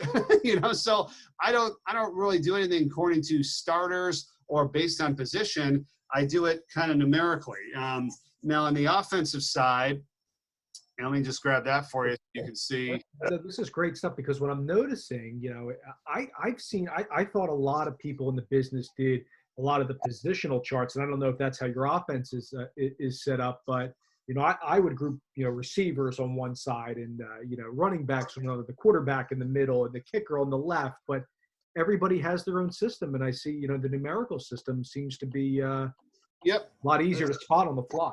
Yep. Top three there, the quarterbacks, Pickett, Belleville. Right below it in numerical order, the running backs, 19, 21, 23, 37, boom. And then over here is all tight ends and wide receivers, all in numerical order. French is a wide receiver. Matthews wide receiver. Number 10 is a tight end. Again, order. It could be even more numerical order. If you found a way to just make it go 19 or make it go 2, 6, 10, 11, 18, 19, 21. I have this grouped by sort of positions here, just so it's a little more accessible. So, but again, and then down here, these guys in gray, they're out, they're hurt, but I still have them on the board because we probably might be talking about it. Like, oh, hey, remember they're without their 2 wide receivers, Trey Tipton and Dontavius Butler-Jenkins, something like that. Yeah. That's how I do the offense, and then that just goes down here on the offense, and then special teams is over here, and this is your offensive line, and that's actually in starters and backups for the offensive line. For football, do you find yourself calling the game? Does it depend on the venue? Or are you calling the game off the monitor? Sean McDonough, Monday Night Football. I know they have a lot more technology than maybe some of the other games, or around even with ESPN. But do you find yourself calling it off the field more, the monitor, as it relates to college football? Well, that's what you just said. I mean, it all depends on the monitor you have. I mean, if it's it's a big package, a good crew, and it's HD and it looks great.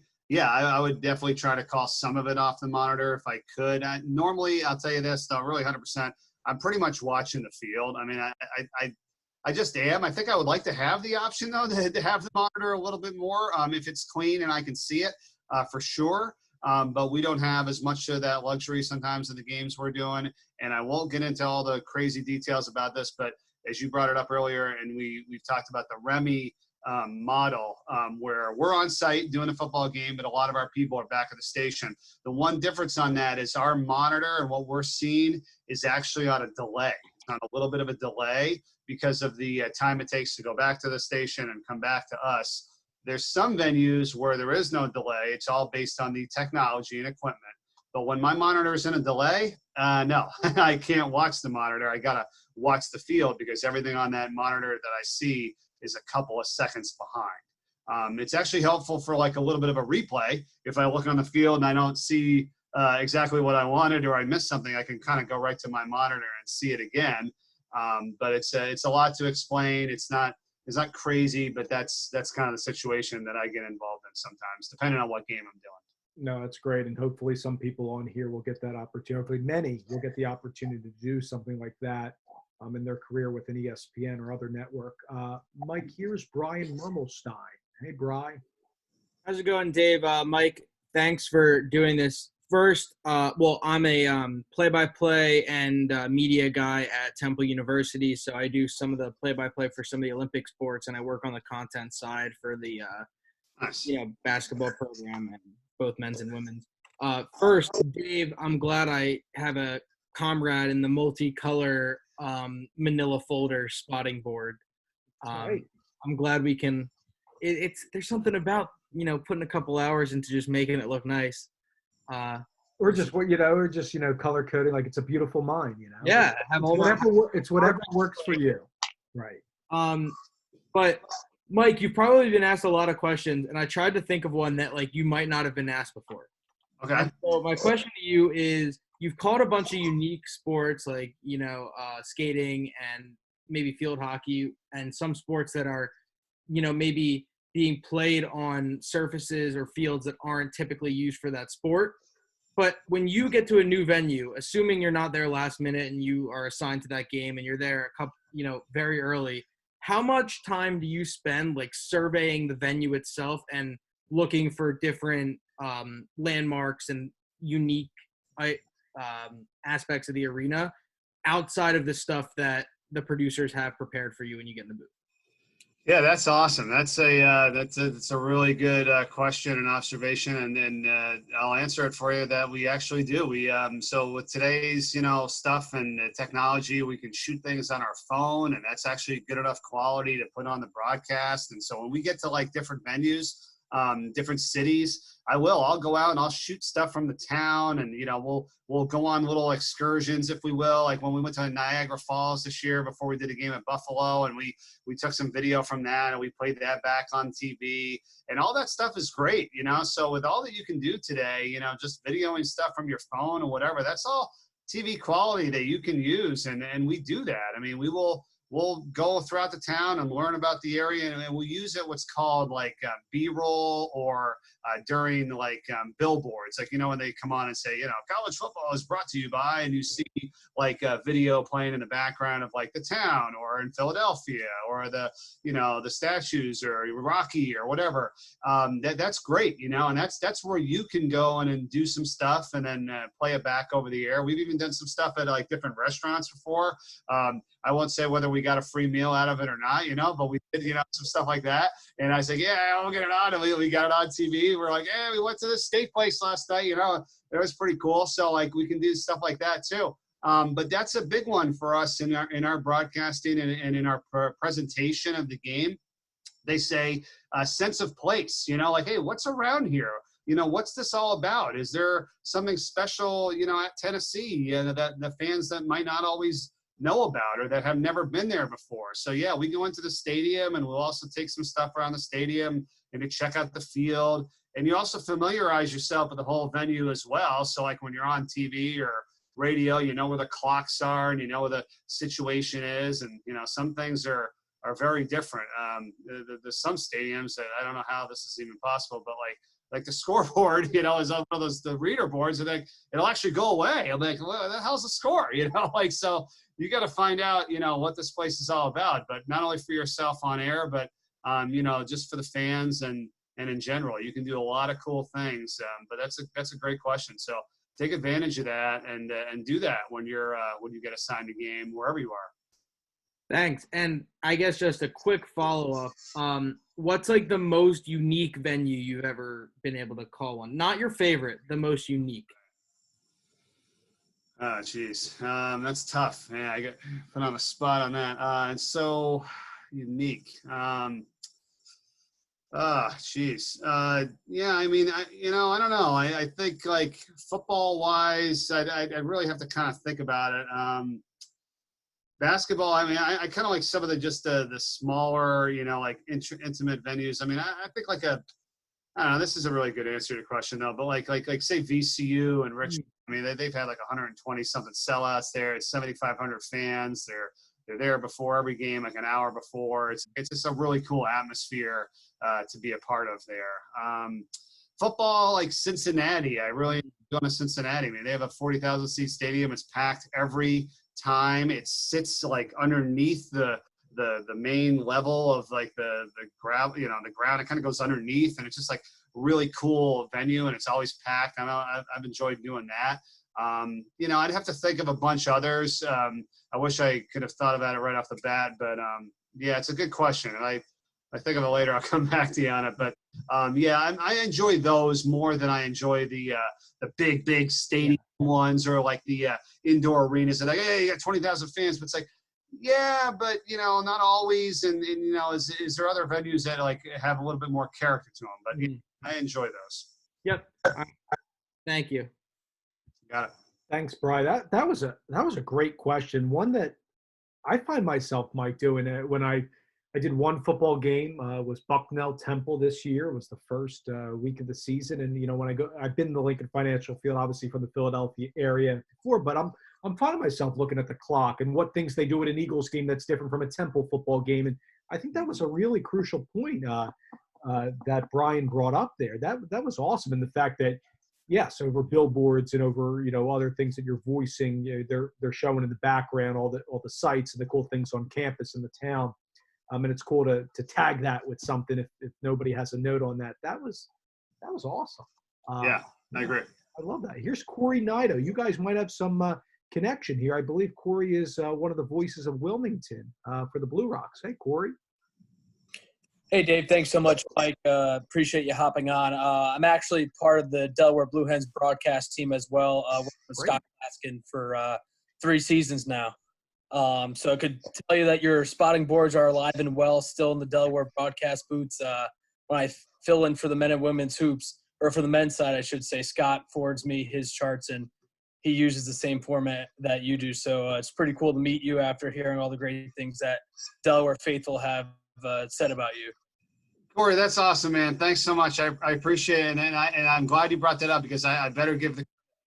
I appreciated it very much. Scott is the one that told me how to do the defensive guys like numerically. I mean, this is basically from a suggestion from him. I was thinking to myself, and again, this is what I'm talking about. Like, you do something one way all the time, and you're like, this is the way I always do it. And then he told me, he goes, well, why don't you just put them in numerically? And I'm thinking like, yeah, like, is it okay? Like, it's for a minute I had to think about like why. Like, yeah, of course it's okay. Like, now it's easier. I just see everything numerically, and I love Scott. Scott Klatskin, who Corey's referring to, is the one who took over for me when I stopped doing Delaware football and basketball on the radio. Really one of my best friends, just a go-getter, a great guy.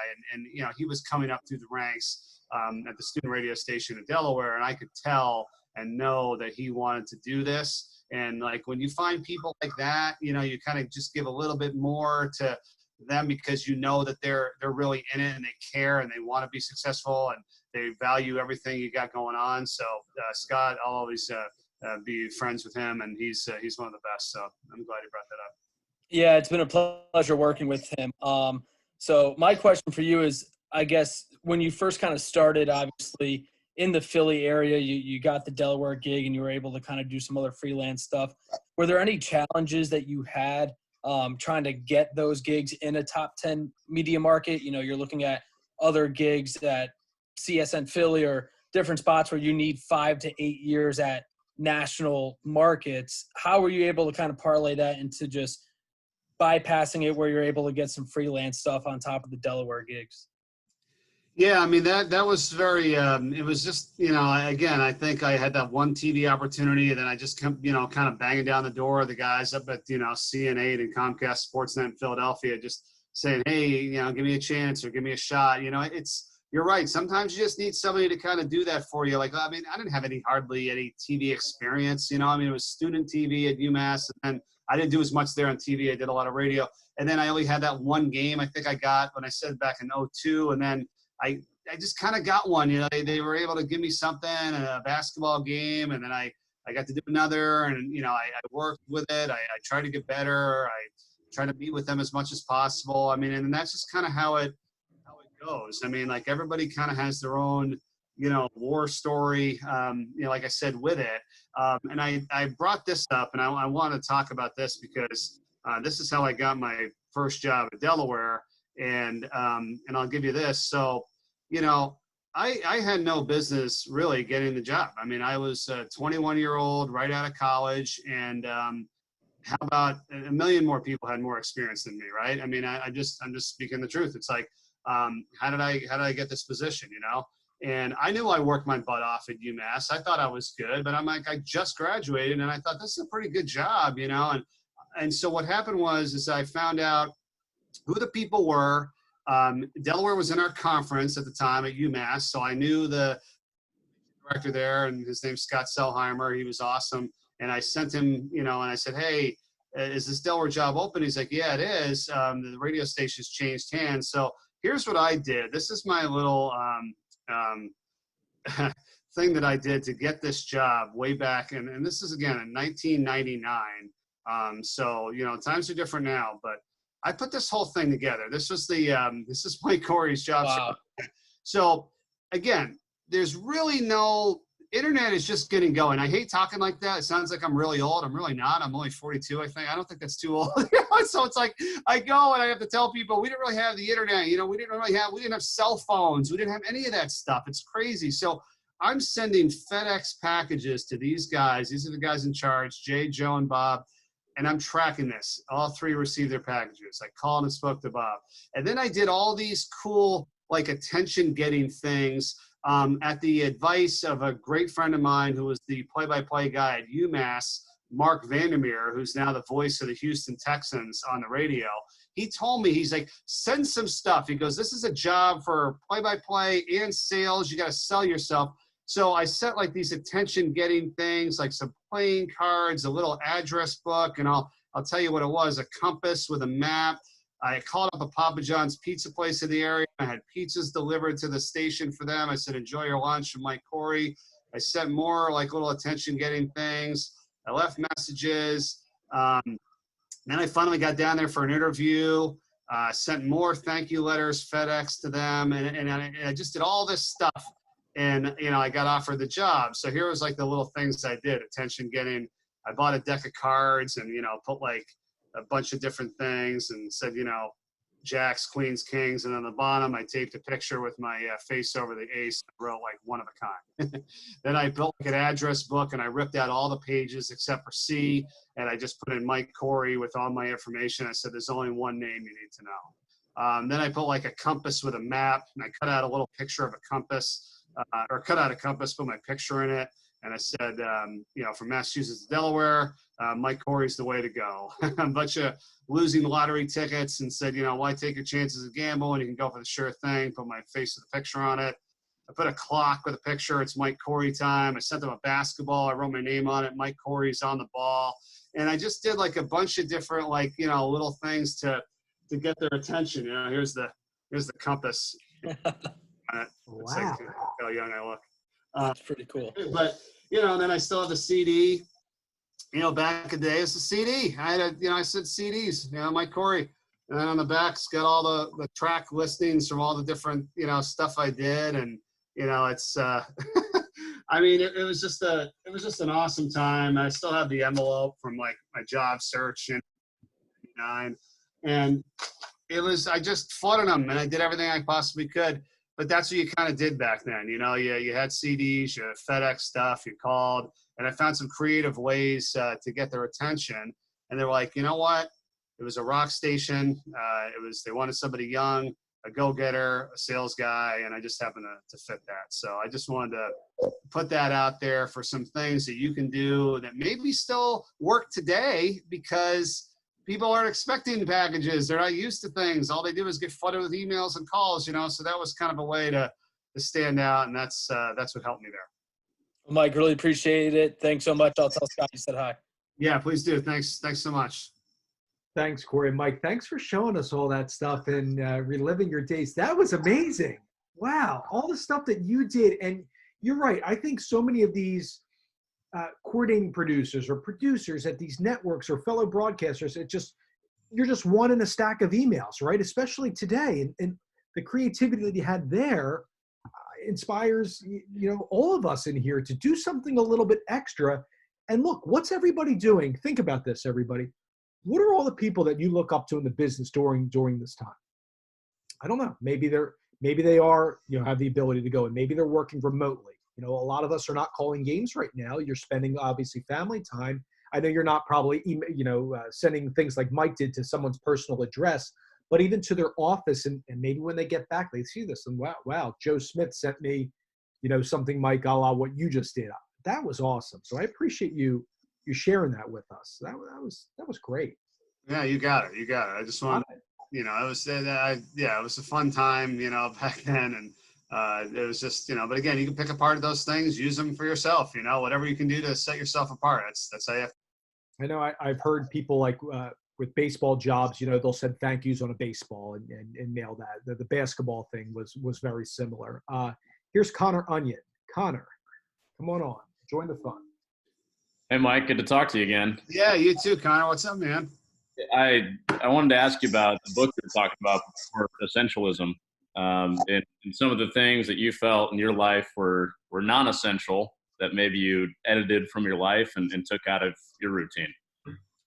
Yeah, great question. I'm trying to, you know, I think, I don't know. I think it's a little bit of everything. Like it might not be something you literally take away, but you reduce, and you, like, it's almost like the prep. Like I don't do 55 hours of prep anymore for, any game. I really size that down. It could be anything from like my travel list. I have a whole list of every item that I take with me on the road so I don't forget anything. And I print it out every week and I just check it off to make sure I have everything with me. It might be revising that to make sure that I don't take as much stuff with me and I'm not bogged down by different things I don't really need. It's, making sure that I'm spending the quality time at home. Like, what was I doing there? It's like I was all over the place, checking my phone in it. No, I'm spending 3 dedicated hours because it's the time I have right now with my wife and daughter. We're doing that. So essentialism is, in the book says, it's really, the disciplined pursuit of less and less better, but it doesn't mean always like, taking something away or, it could be. But I think also, it gave examples about, bosses at companies where they had the ability to not be in every meeting or call 15 different people. And it might be people in your life, or unfortunately, that take up time, that just call you to bitch about things. And it's really not helpful. You know what I mean? And you have to, in a nice way, say, hey, well, I'm not going to do that right now. Or you don't pick up the phone all the time. That was another thing I used to do. I pick up every call, every email, whatever. And you know what? It's okay. Like people today don't get back to everybody right off the bat. It's not a problem. You get it in your mind. It's okay. Stop wondering what you think they were doing or why they didn't respond. There's so many reasons behind it, so that's another one too, is to do that. You just have to take inventory of everything you have going on in your life and recognize and ask the question, like, why? That's why that book was helpful, because it says it asks the question, why? So here's another one, like the example of like your clothes in your closet, right? We all know, we all have this, right? You go to your closet, you got all these clothes. You don't wear these 3 shirts, right? You never have. You haven't for forever, for years. And you look at it and you're like, am I going to wear this? Like, maybe, I don't know, maybe down the road, I don't know, get rid of it. No, the book in that specific example gave you the right question to ask. Like, do I love this shirt? And then you're like, no. So I get rid of it. I donated it. I got rid of it. And that's the way it is. It's not about like, well, I think this could be good, and I'm not quite sure. No. You have a Warner for 2 years. It's sitting there. It's taking up space. It's better for somebody who, needs it, and donate it to a place, so it helps you ask the appropriate questions. I don't think we ask the appropriate questions enough. And until you do, you make adjustments and you make changes, and it just makes your life better. It was almost like that thing where Corey brought up with, when he mentioned Scott. Scott told me to put the numbers in numerical order. I was thinking to myself, like, question, like, wait a minute. I need to be able to access these guys as quick as possible and in the easiest fashion. Am I doing that right now the way I have it structured? No. How do I do this better? Boom, numerical order, and I have it look back. Like, if you look at everything you're doing and you can ask that question, why am I doing this? What is this for? And if the answer is, well, that's how we've always done it or whatever, that's a horrible answer. Like I've done that to people in my company, and I've asked questions that say, wait a minute, why do we have to come back from break and always do it this way? Well, that's how we always do it, or that's the way it's always done. It doesn't have to be. Like I've come up with a couple ideas, I think, in the last couple of years to change things around on broadcast and try to come up with creative ideas, and you all can too, because it doesn't have to be done that way. Like somebody said it, and then you don't realize why it's even still done that way. So just take inventory of everything you're doing in your life. I think if you do it that way, you'll find ways to make things better, maybe eliminate some stuff, maybe save some time.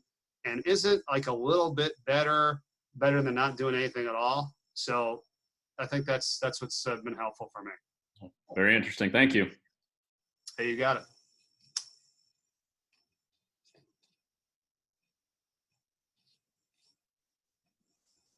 I think you're muted, Dave. Were you talking? Oh, I'm usually pretty good up until like 2 hours in. Of course, that happens. I saw the red. Here comes Tom Benerbo, a terrific stats man. I'm sure you've worked with Tom, and he has a question for you. Come on in, Tom. You can't say it, Mike, because you worked at Delaware all those years, but that is the smallest, one of the toughest boxes to work in as a as for a TV game for sure. Oh, I could say it. Yeah, it's terrible. It was terrible. I knew it. Okay, I'll hold you to that. Good to see you, Mike. It's, last year we did the high school lacrosse together. Unfortunately, it didn't happen this year. I was interested with one of the comments, especially about the family dynamic. I've been married 27 years, 2 kids, and been doing this only in the last 12 years more intensely. And I think one of the things about the family balance thing, Mother's Day weekend's coming up soon, right? And for those of us who do stats and lacrosse and stuff, the NCAA tournament, works through the month of May. And my wife and I always made a plan for Mother's Day not to celebrate Mother's Day on that Saturday or Sunday, because I'm usually going to do games somewhere, first round NCAA tournament that weekend. And usually we have Mother's Day on that Friday, for instance. So you gotta think creatively about making time for your family in terms of that week and how it works. So just that's an aside. Hey, my other question was, with all the different sports you do, what's your priorities in working with your stat man per the different sports? Yeah, and Tom does a great job, by the way. We've worked together a few times, or many times, with stats. And with that, I like to always try to go over the information, with you and the other statisticians that I work with ahead of time, so that you are on this page and you know what's coming up. And what I like you do, and I know others do, is that you write out some stuff ahead of time with like cards, and you have them. And then I've read it before and I know it. And then when something in that situation happens, you hand us the card, you hand us the stat, and we're all over it, because like we were waiting for Dave catch of the game and now he's got 1,000 catches. You already have that written out ahead of time. You already have stuff done. And you got to talk to your statistician about his methods and what he does too, because everybody's different. They may have like a little whiteboard, and they may have little notes they pass, and they may have like hand signals on stuff. And you got to make sure you know what that person's is, so that you're not, you understand during the game what they're trying to tell you. So I always go over everything with my stat guy ahead of time. If I could do it in the hotel or the day before, I like to do that, rather than just showing up, on site. Sometimes we meet a lot of guys, that day, which is understandable. But I do that with the, the stage manager who hands me the cue cards for promos. I do that with my brother, my spotter. We go over the whole board before every game. So no, your point's taken. You really got to go over these things and get on the same page with somebody ahead of time before the broadcast, so that you're not in the middle of the game and being like, what's he trying to tell me? Well, and also, I want to make sure you can read my handwriting too. Yeah. Yeah, because Paul Burmeister said I had the worst handwriting he's ever seen, and we still got through the broadcast, but it happened. The other one, I find it interesting with the spotting boards, because I spot football too, and I like, as a spotter, I like the numerical but by position, because if your background's in the game, having played it like I did way back when, I like watching where they are, because then I can anticipate by looking at body types, numbers, where they're positioned on the field, that if the guy gets up and I only see half the number, but I know the area where that guy's playing, I can make the choice on that much faster. Yeah, everybody's got a different way. I mean, I you're saying, but I mean, I think sometimes, like, if a guy makes a tackle at the line of scrimmage, like, oh, that's probably the defensive lineman. Like, oh no, maybe there was a safety coming up and blitzing on the edge, and he dives right in and makes the tackle. So that's why I don't even put it in that fashion anymore, because guys play all over the place, and it might even be a cornerback that comes up to make the tackle. So yeah, it's funny you say that. It's so funny you say that, because I did the Jets. I'm doing Jets radio now for Bob Wischusen as his. Right. But the funny thing is, like, sometimes a guy will be so far, like Deron Payne, the Jets Redskins game this past year, was making plays 20 yards downfield. Yeah. And the first time he did it, I was like, I'm not sure he really did it. It was like, you got to be kidding me. And then, he did it, and I was like, yeah, Bob, trust me, he made a play 20 yards downfield. So. So I've seen all kinds of different spotting boards. I like that one, but You got to be versatile with it. And I do think numerical is terrific, especially in college games and in games where the team is like Army. I've done a bunch of Army over the years. Army does 12 running backs in a game. Oh, Yeah. So numerical is definitely the way to go, especially with, you'll have the triple numbers now. It used to be double numbers. Now it's triple numbers with offense, defense, and special teams. No, you make good points. No doubt. No doubt. Pleasure to see you, buddy. You too, man. Thanks a lot. Be safe. Stay safe. Thanks, Tom. And Mike, Sunil told me, who's also in this call, and this is sort of breaking news. It's been going on for the last 30 minutes. The Little League World Series has officially been canceled for this summer. So that's not good. And I know a lot of local baseball organizations here, or I guess everywhere, are on hold. So hopefully we'll get back to that in 21. That stinks. Mike, so we have I see 5 more coming in, if that's okay. If you need a break or anything. No, we're good. Okay. All right, here's Nick Mategna. Nick. Hi, Mike. How are you? What's up, man? How are you? Good, good. I've been a big fan of you for a long time. I do field hockey as well. Oh, cool. Thank you. Yeah. That's awesome. It kind of makes me feel good because I do soccer and lacrosse and college volleyball. I work for Villanova University for our TV network, Nova Nation All Access. And I've been there about 15 years plus. It's a lot of fun. So I like what I'm doing. It's great. And it's funny. I think people understand that I do soccer, which has become very popular. But when I do field hockey and I do some college football, I think once I got a question, why are you doing field hockey if you're doing college football? I said, well, I get the opportunity to do all this fun stuff. So it's a good point about trying to make every game seem important. So I guess that's one question. How do you make field hockey become respectable amongst the masses, right? Because it's not a men's sport, and I think it deserves more respect. And when you are doing the Olympic field hockey, talk about describing the action without not ruining it for some fans where you're not there. We're here live in England. Well, no, we're in New York. How do you talk about the sounds and sights when you're in the studio? Yeah. First off, I'll attack the 3 things real quick. But yeah, I mean, every game is important. You want to understand your audience and know who you're actually broadcasting to. So it's like, in a regular game, like maybe you're doing, for Villanova, you know who the fans are, you know who's kind of paying attention.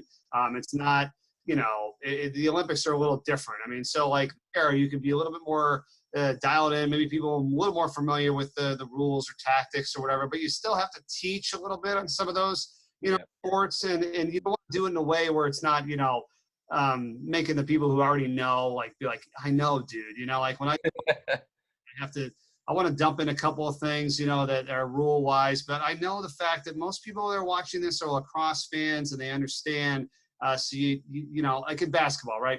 You would never go, oh, that's a double dribble. You can't dribble, pick up the ball and dribble it again. You never say that. So, but in field hockey, when I was doing the Olympics, you have to understand there, the audience is completely different. It's going to be people who are very familiar with the sport. Then you got people who have a little bit of knowledge, but are just watching because of the Olympics. And then you're going to have some people who have known nothing about it, but they're like, hey, it's the Olympics, I'm going to watch it. So you do have to teach a little bit more and bring in the rules and stuff without, alienating the diehard fan. But that's always important, to do that. And you can do it in a way that doesn't say well, for those of you who don't know, you don't need to do that. You don't have to use that line. Every game is, like I said, is important for whatever audience, but to know the audience, I think, is sometimes important too. So you can tailor stories or information to them, and you appeal to who you think is watching.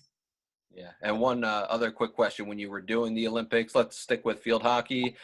How are you able to get your chats with the coaches and players? I assume just by phone, and you were able to scout the opponent by what I go online and watch ESPN Plus for my college games. How are you able to scout all the different countries that you might be playing?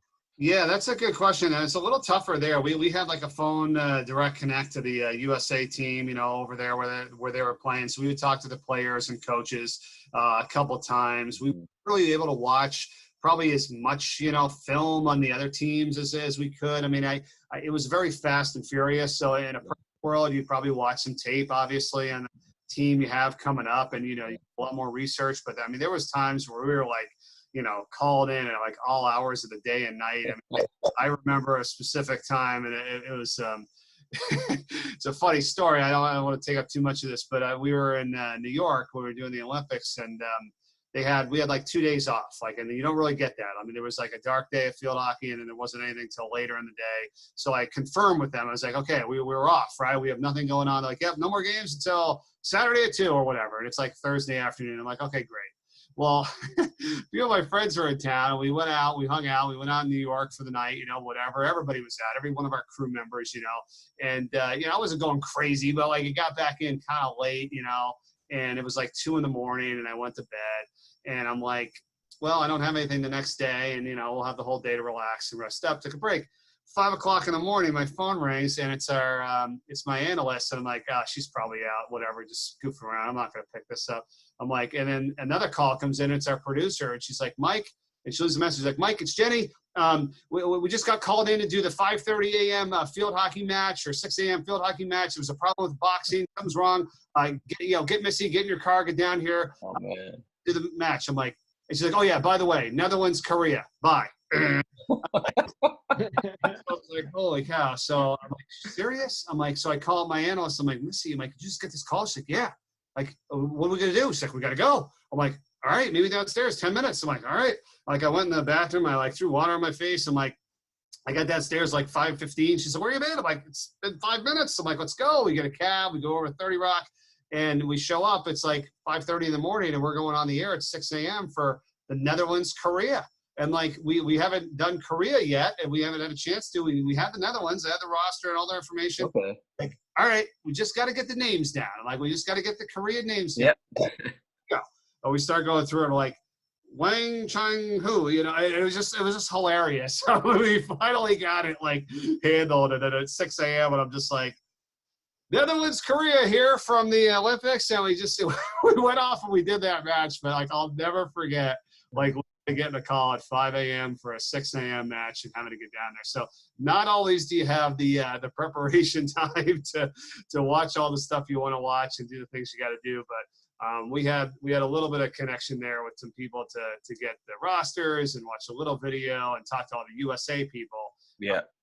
That was an experience I'll never forget. Yeah, and finally, for that last second game, were the names for those two rosters, like pronunciations, were they sitting there when you got to the studio? Well, we had it all. Like already typed out. Like I had every roster for every team typed out before the Olympics started. But yeah, we hadn't done them yet. Yeah. Make sure we had it all down. Got a little bit of work. Yeah.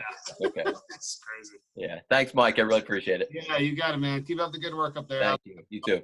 My buddy Ryan Fannin, and really one of my really good friends in the industry. He's a great guy. Yeah.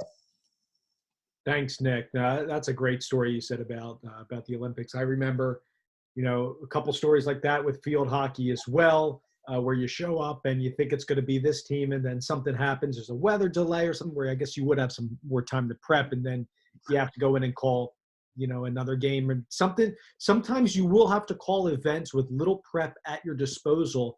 And Mike, this was one thing I wanted to ask you about when you did your high school football games. Like a lot of people wanted to know, how would you go about preparing for those games, or would you stick to more of the names and numbers? Do you have a chance even to talk to high school athletes because they're kids versus college? You have maybe some more you have more time to talk with those people if you get in the day before. You talk with coaches, SIDs. You don't really get that in high school. So what would you do as far as prep goes in a high school broadcast?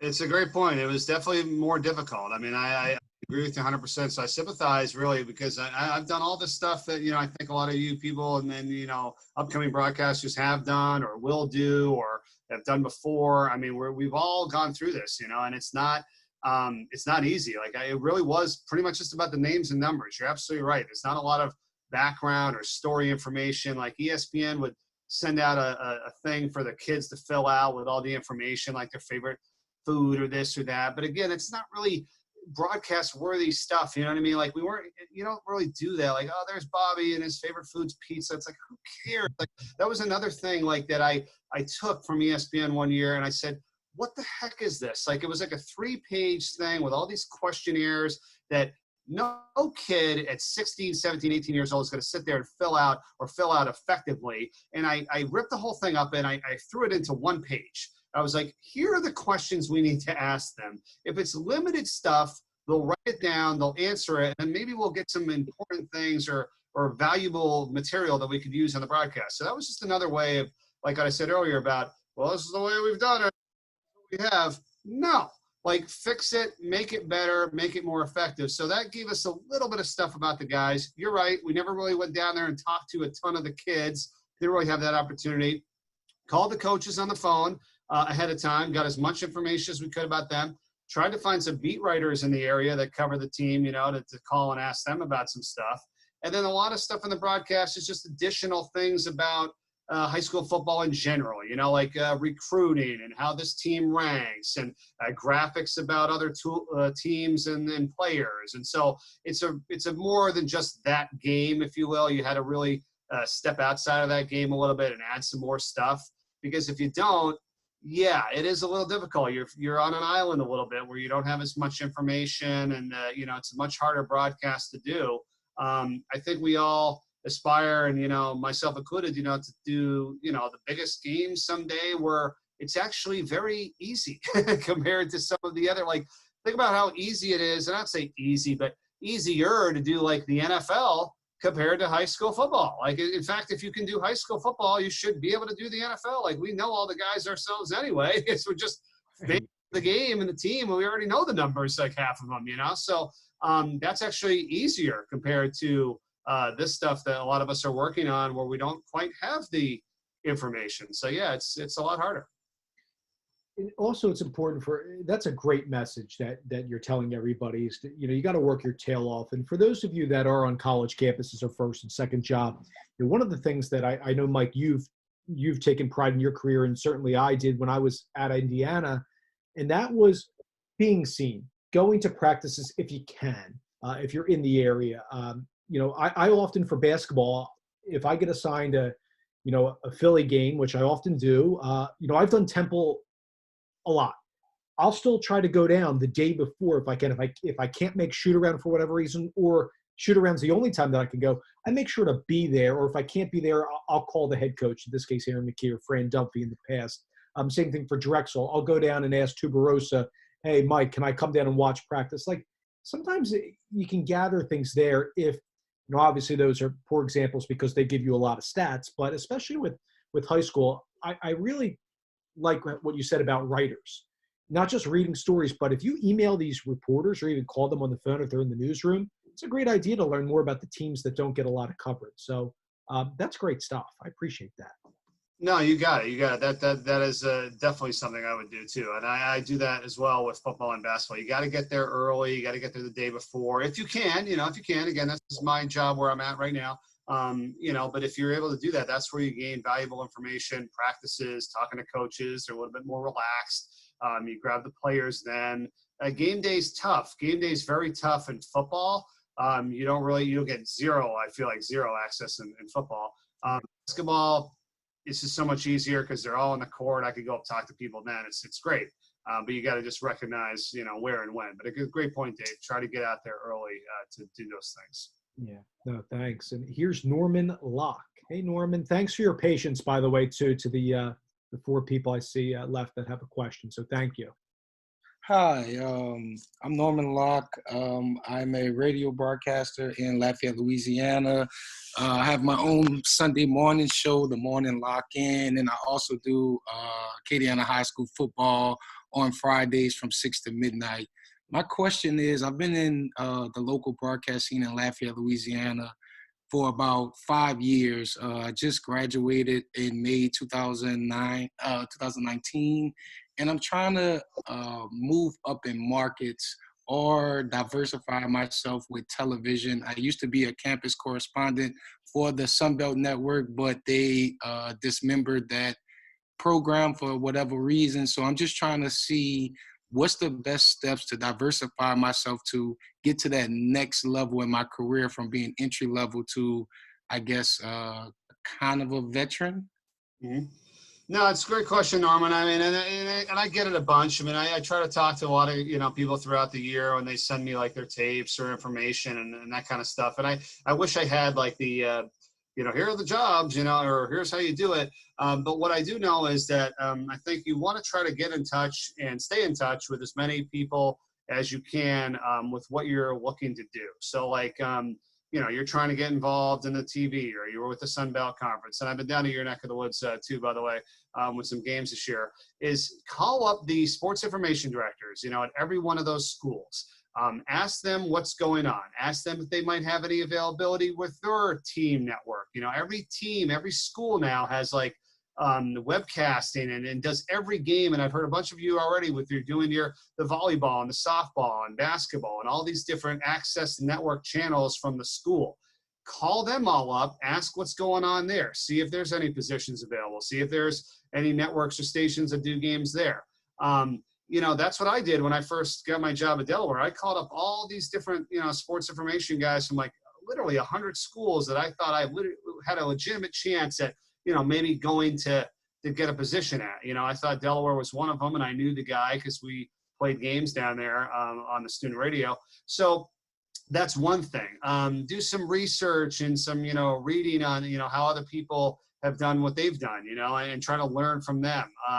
All this we're able to gather and get together and share stories and ideas. I think that's invaluable too, like with the, ones you've already done with JP and McDonough and Harlan, listen to their, thoughts and what they do. I mean, the more people you can talk to, whether it's people like us in the industry, producers, directors, the sports information people at all the schools, that's just going to help give you a little bit more of a network, a leg up, and, people that could be on your side and kind of help you out. And it takes a little bit of time, but if you continue to do it and stay on it, I think that's a way that can possibly open up some doors and some situations that you didn't even know existed because you talk to these people and then they give your name to Bob or you talk to Joe. Again, take some time. I know it's not a direct answer or solving the problem, but I think that's, a way to do it. And I think that will help you grow the network and people that know you, and you can play your tape to them and all that kind of stuff. And then ultimately, I think it would work out in that fashion. All right. Thank you so much. You got it. Thanks, Norman. Appreciate you coming on. I think, this goes back to what I put on the first slide before introducing Mike. You have to come up with ways to network without asking people for work. And I think it's establishing what Mike's talking about, that relationship, that contact. When you're talking to SIDs, yes, those would be appropriate people to maybe say, hey, are there webcasts? Are there games that you guys are doing in-house where you might need somebody? I live 30 to an hour away from your specific school. Another thing just to consider for everybody, Mike, I don't know if you'll agree with this or not, but is to ask somebody if they have a connection in the business that may be able to help you out. Not necessarily say, hey, Don's going to give you a job, but I would say to Mike, hey, is there somebody else I could talk to about this? And let them be the ones to say, yeah, I might have some for you, or nah, there's not really nothing going on at this time. It's just something to think about, Norman and others on there that you might want to consider when you guys are networking with people. So here is John. Thanks, Norman, for the question. And here is John Gross.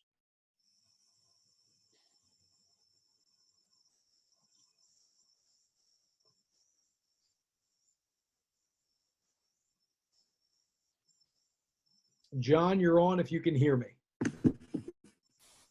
Hey, Mike, thank you so much for doing this. I really enjoy watching your broadcasts, and I've learned a lot from this discussion, too. I'm currently in my first job. Can you hear me, Dave? Yes. We got you. Dave, can you hear me? Yes.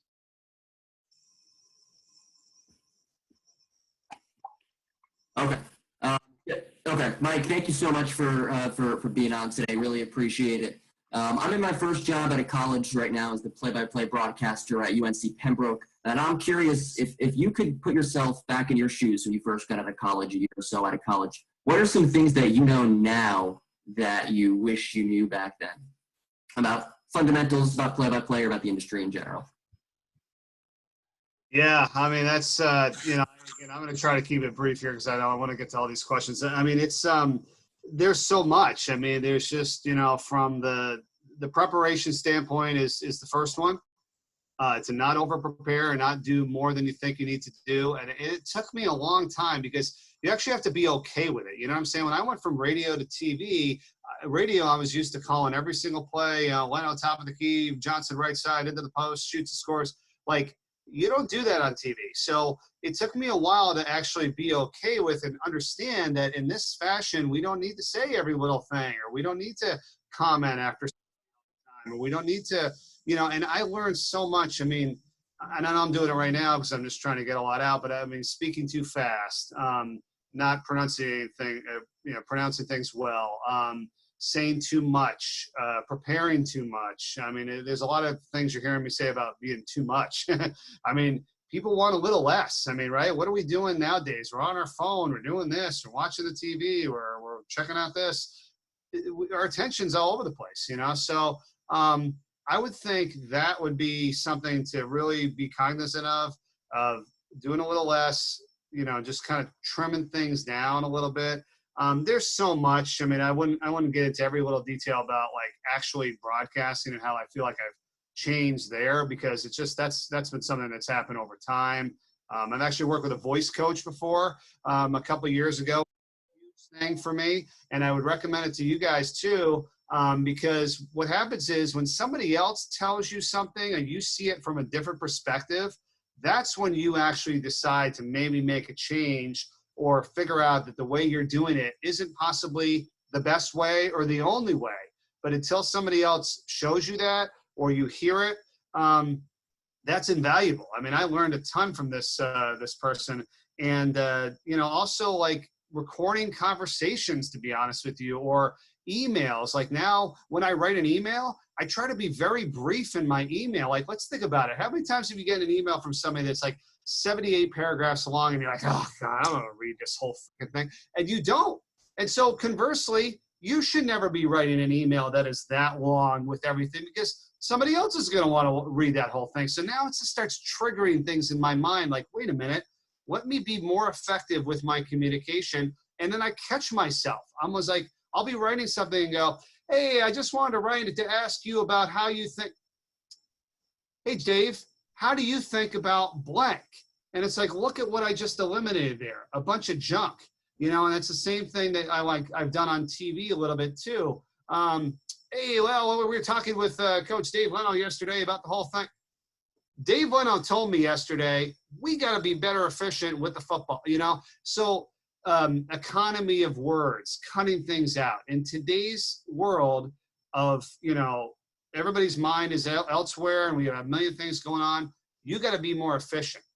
And even back then when we didn't have as much going on or whatever, blah, blah, blah, it still would have been better to be more efficient. So if I could tell you that now, yeah, I wish I was like that back then, but you only would have known, from growing. But that's a great question. And for someone like yourself that's young, it's just getting going, hit that up now. Now now you can be, better on point, and it won't take you 10 years, to figure that out. So, I mean, that's a big one. And the other one that I wanted to bring up, and I talked to Dave about this today, and I won't, show you the whole thing. I mean, I just give you an idea. This one, I wish I started doing this a long time ago. And I'm talking about, anybody you meet and talk to and actually know as a friend and care about, they're people. It's about them. They have a life. They have family. They have, personality. Like my boss at work, oh, it's just my boss. No. Get to know them, get to know their story, learn their family, really give an interest and care. So Dave and I have I think really kind of not really known each other, like we've just, this has been great to do this. And then when we talked, we learned about, each other's, family and wife and kids and when they were born and whatever. So now in the future, every time I talk to Dave, I can be like, hey, how's Hudson doing? How's Tori, your wife, and what's going on? And you care and because that's who I am. I try to be as genuine as possible. I have a wife, I have a daughter, and it means something. So this is a tool I'm going to give you, and I think it's invaluable. I mean, it's not me coming up with it. I've learned it, but here's Dave Leno and my contact. Okay, now all I'm going to say is I put all these notes in this note field about all the things that I just told you about, so that when I go to his name now, I can see all this stuff and I remember things. So think about it. What girlfriend, how many times does your significant other be like, you never remember, you don't know this? When your wife or friend or spouse or significant other tells you that they like chocolate ice cream or they enjoy blah, blah, blah, blah, go to their name in your phone, go down to the notes field and type it in. And as you search and you go out of it, it automatically saves it and you'll have it there for the rest of your life. Here's my wife. Here's all the stuff that I have under her name. Okay, so that is an invaluable tool that I learned, and I wish I was doing it way more. So when I meet somebody for the first time, or I ask them, hey, what was your wife's name again, or what's your daughter, or your son, and when were they born, and what's going on, I put it in there, and I don't have to ask it ever again. And then when I talk to them again, and I mention that, they're blown away that I remember that, or I know, or I care, and I have bosses at work that I'm like really connected with now, or I feel like a little bit better because when I see them, we talk about the family, we talk about your kid or what's going on. And it's like, it's awesome. And we actually care. And that's what you should do, and then comes the opportunities and games and all that stuff. Like, don't even talk about it. But let's try to make sure that we remember these things. So I do this all the time now. I do it once. And then here's another thing. You're scrolling through Facebook and you're, effing around on that. Here's so-and-so. Anytime I see anything of noteworthy of my friends or family on Facebook, like Bob just had a baby, hey, happy to welcome, John Charles Smith to the world here, born on April 8th. Out goes my phone under John, April 8th, baby, write his name down, boom, boom, boom, and I have it. And when you do that, and you remember these things and you're more on top of it, whether it's family, friends, coworkers, whatever, they'll be amazed. And it's awesome. So that's one thing I'd love to tell you to do now, early and often, and stick with it. And you're going to dominate. I think it's great. That's awesome stuff. Thank you for sharing that, Mike. And I think that's, Mike. John, what did you think about that? That was great. I mean, especially the last part is something that I guess I haven't completely thought about, especially with contacts that I've developed in the fields. But I mean, that's great advice. It really is. And this is a relationships type business. And, there's several of you on here that I know personally, we don't even talk about broadcasting very much, even though we might be in the same business. We're talking about family or if you play a sport, how your recent game went, or what you guys do for fun, all that stuff. That was awesome experience. And if you can do that with people, that you work with or your bosses, I mean, that's awesome stuff, Mike. Thanks for that. And thanks for the help there with the iPhone too. That's you got to use those notes thing. Yeah, you just put it right in the notes field, and then literally if you go out of it, it just saves it.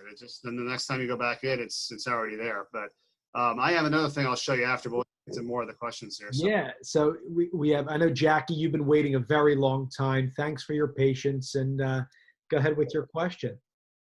Thank you, Dave. Hi, Mike. Thanks for your time. So this actually is perfect timing up in the last two questions. Clearly, there's not many females on this call. So I would like to ask you, what, if anything, well, first of all, about myself, sorry, I didn't say anything. I'm calling from Connecticut. I live in New York, but I've been staying at my mom's. I'm an in-arena host with the Bridgeport Sound Tigers, and I work for New York City Football Club as well in the city. I do live events with them, and I also sporadically host a web series and have more consistently hosted in the past. So I'm not interested in play-by-play, more interested in hosting and reporting. Anyway, so what would be your advice, if anything, if you would change anything or add on anything for a female who's looking to advance or, figure out her career and how to take it from there? Yeah, absolutely. And thanks, Jackie. And this is perfect. Because, I have a ton of respect for a lot of the females in our industry, and I've worked with a bunch of them, and I get excited when I finally get a chance to, do that. And I'm talking that because we have a lot of our females on ESPN, sideline reporters and hosts and that kind of stuff. And when I get to some of the bigger games, I finally get to work with them. And that would be the one thing I would ask you to do is to seek out everybody that, you can that is in the industry. Like, I've worked with some really good people like Alex Cordry, our name's changed, reporter for the Washington Nationals. Lauren Sisler, who's another reporter with us on ESPN, and she's getting married. She's done some games with us too. Allison Williams, another great sideline reporter that I've worked with. Like, I think if you can get on with them, like, follow them on Twitter, Facebook, get their information, send them a message. I mean, learn from them and ask them so you can get as many different stories and paths to their success for the females in the industry, because that's huge. I'm very familiar with what they did or how they got to certain points, but if you do ask them, they'll be able to tell you, and then it gives you a leg up, because again, as you said, there's not as many, but there's no reason why that is the case. It's just you try to get in touch with them and find out a little bit about what they do and how they got to their certain points, because those are all great people. They all do a good job, and I've worked with a bunch of them. I mean, I think like when we get done with all this, Dave, however it's the people that have been on, but again, I'm happy to share whatever I can for information, boards or people to get in contact with that can help you guys within reason and specifically. But I would do that. I try to reach out and find out as much as you can about them and what they do.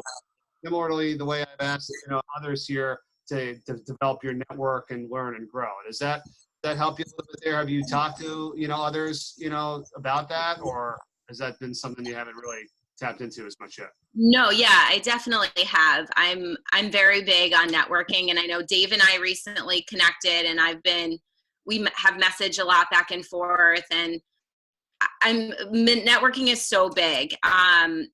And I think I follow mostly everybody that you've mentioned, and I think that's great advice. I didn't know if, as a male perspective, if you had anything else to add, which obviously you've said so many great things to help us along our way. So I appreciate that. But yeah, thank you so much. No, you got it. I would add this about, like, I think as a host, to find, like, to watch as much tape as you can on other people as well, and see and pick apart what you like and don't like.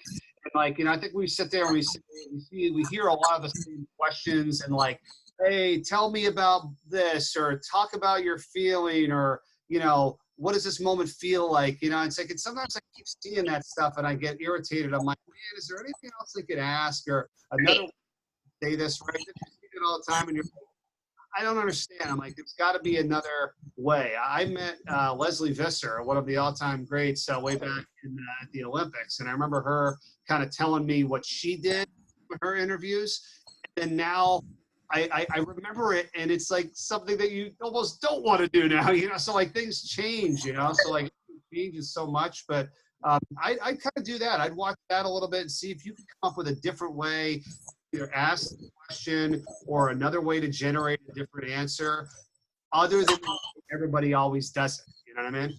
Exactly. No, I feel the same way. I've actually been working with Jill Montgomery. I'm not sure if you're familiar with her. She has been so helpful so far. What she has told me and taught me is so many things, like exactly what you just said, that are so obvious. Right. But it's like mind blown when it comes from somebody else, so I completely agree with what you're saying about the questions and everything. So thank you so much. No, you're welcome. Thank you. And yeah, and for everybody, really, get your tape and your stuff and what you do reviewed by as many different people as you can, and take a little bit from each one on what they say. Don't be offended. I I would welcome comments and criticism all the time with my stuff. And I always make a joke. I go, I got my mom and dad to tell me I'm good. You know what I mean? Like, they're always like, oh, great job tonight. Great job. You know, what are they going to say? Like, you know, Mike, you're terrible tonight on the air. No, they're not. I want to hear from the people that can pick apart certain things I'm doing to get me to look at it a different way. Like, my wife is like, she's not even a real big sports fan. I almost thought initially, I was like, is this going to be okay? And I'm like, yeah, you know, it's great. She's the best, but she's not a huge sports person, but she'll watch my games. And what did she tell me? Some advice. She's like, you said like 11 times during that last broadcast. I'm like, okay. And, you know, I was like, she's right. I'm like, we have the same vocabulary. We're not varying our vocabulary enough. You know what I'm saying? So I made it a point of emphasis on the next few broadcasts I did, and I brought a card written out with some other, you know, words and phrases so that I didn't say great all the time. Now, did I say great a couple of times during the broadcast? Sure. But is it better to say great 3 times than 11 times? Absolutely. And now when I go into games, I'm like, oh, solid play by Johnson, special play by Billy. Oh, that's a nice move by, you know, so-and-so. And I learned something, and now it's like I don't have to think about it. And so that's one other advice I want to give everybody. Don't go out there and try to force and fix 12 things all at once. You got to pick 1 or 2 or a couple, right? It's like golf. You just got a golf lesson, right? You're going to go out there on the course, and you're going to be like, okay, hands down, do this, look straight, keep your arms back, turn, whatever. And then your ball's going into the woods. Like, you got to learn 1 or 2 things. Let me just get my grip right. Let me just do the you know, set up an alignment. Once I got that down, bang, bang, bang, now I'll work on the next 2 or 3 things to get my ball to go a little bit straighter. So don't go into the broadcast, and I've done this before too, with 17 things on your mind. Okay, look straight. Don't say this. Don't use great. Pay attention to that. Disaster. And I've never achieved anything better on when I've done that. So I've taken a couple of things, mastered that. That's become old hat. Then I work on the next thing. Mike, that's awesome. And I definitely agree. Jackie, thank you for those questions. That was great to hear from you again. And I would recommend that to others too, is that try to work on 1 or 2 things on your next call, not a litany of 10 to 15. I was actually just trying to look for it in my bag. I couldn't find it, but a little sheet, I put it on a little index card, like a 3x5 reminders. If I'm doing pre-half post of the Union game, I'll put something as simple as smile more. You know, stay relaxed. Don't be a stiff. You know, don't grip the microphone too tight. Like, these things might be funny to those. And I'll ask my wife, Tori, or my parents, I'll call after the game on the drive home. What did you think? Oh, I kept saying as well after every 3rd sentence. And it's like, and not the average person wouldn't catch it, but your loved ones who are so invested in you may be able to find these things out, so or tell you about these things. So that's something to keep in mind for your future broadcasts. Is a little reminder card. I love that. Mike, looks like this is our last question. We can't thank you so much for all the time that you've given us today. I know we're approaching that 3-hour mark, so we really appreciate all the advice and everything you're sharing about your background and your path. And so here's Ari Schifrin, and Ari's the pride of Indiana. And come on.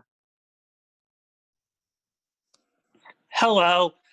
My question actually takes a little bit different of a turn, but there's been so many mixed messages coming out of the sports industry recently, and especially today, just since we've been on the call, they've canceled the Little League World Series. They say NASCAR just announced they'll be back in 2 weeks. Iowa says their football will be back in a month, and they're optimistic it'll be June, while at the same time, our university, IU, said they're unlikely to come back in the fall. So all these mixed messages kind of like drive people crazy in the sports industry. How do you deal with that? And do you feel like there should be more of a unified like sports task force that deals with this? And how do you handle all this uncertainty and mixed messages coming from the sports industry at the moment? Yeah, it's a great question, man. I'm with you. We're all dealing with it, and it's not just, you know, sports. It's anything, right? I mean, it's like one day there's this, one day there's that. I mean, in early March, you know, I mean, I was at the American Athletic Conference tournament in Fort Worth, Texas, and you know, things were coming down, and we were gonna still do the games. Everything was gonna be fine. Then we were gonna do the games without fans. Then we were gonna do whatever, and then next thing you know, it was off, you know. And then that's how fast everything changed. We all know that. And now, the same thing's kind of happening, right? So, but here's the thing. We talked about this, I think, at the beginning of the whole session. You only know what you know right now, right? I mean, what happens in a week when all of a sudden some other great news comes out about the vaccine, or in 2 weeks when the cases go down a little bit, or in a month when all of a sudden things start to become a little bit better and, we can start to open things up again. And we're, try not to take everything for literally what it says right now at this instant. And then, I hear this all over the place. Everybody thinks they know what the answers are, right? Oh, this guy says this is going to happen. This doctor said this. Like, everybody just calm down. Honestly, it stinks. I know we got to go through all this, but like in the words of Aaron Rodgers, the Packers said RELAX. Like, just relax. Like we don't know. We don't know. And we're going to keep the positive mindset, and then we're going to hope that things are going to get better, and they will. And then we'll see what happens after that. Like, because right now, like you just said, oh, Little League's canceled. This is canceled. Like, somebody told me, they're like, oh, we don't know if the Olympics are even happen next year. I was like, whoa. We haven't even got to May yet. Let's get through May, see what happens in June. Maybe baseball's back playing again. Maybe football started up again, less fans, blah, blah, blah, blah, blah. Oh, maybe there's a vaccine at the end of the year. Oh, and what do you know? The Olympics are playing next summer. You know what I mean? It's like everybody just needs to, I know this is hard to say because everybody's dealing with something different, and I don't mean to be like that, but you just got to relax, calm down. Don't take every little bit of information that comes out today as if that's going to be what's going to happen. I liked what Adam Silver kind of did at the NBA at the beginning. He just said, hey, we're postponed until further notice, or we're going to wait and see what happens. Thank you. Intelligent, very smart. Now, I don't disagree with some of the measures that have taken place where they're like, nope, this is canceled, nothing till, November. Okay, if that's what they got to do, that's what they got to do. But I'm under the impression of until further notice right now, until we see what happens, until we, hope that the good news, which is going to come, it's going to come. We just don't know when. And then things are going to turn around and it's going to change. So that's the mindset that I'm trying to have. I love to pass it on to as many people as I can, given all that you're dealing with. I know it's not easy, but this is truly the one day at a time mentality that everybody's always told us our whole life that we're like, yeah. Well, it really is right now, I agree. And I echo everything that you just said. I think a lot of us need to pump the brakes here and just, be in that wait and see mode. And for those of you that, maybe your broadcasting job is on hold like mine, sometimes you wish you heard from, people that are in the know, but I don't think they even know what's going on. And they got to listen to state, local, and federal officials about this. I mean, we're in a pandemic. It's not something like, hey, we're not just playing because of some other reason. I mean, this everybody's in this together. So, and everybody, I know there's a lot of you out there that, want to get back as fast as possible, but I think we got to do it at a safe and timely manner. Mike, with that, I can't thank you enough for being on here close to 3 hours. This has been it's no problem, man. I love doing this. Like I said, I think you don't ever want to forget where you came from. You know what I mean? It's like I got started. I was very fortunate. I'm 21 years old. I'm getting a job. It's like I'm never going to forget the people that helped me along the way. I try to do this a lot with people throughout the year. I get a lot of emails, requests, listen to my tape, do this, do that.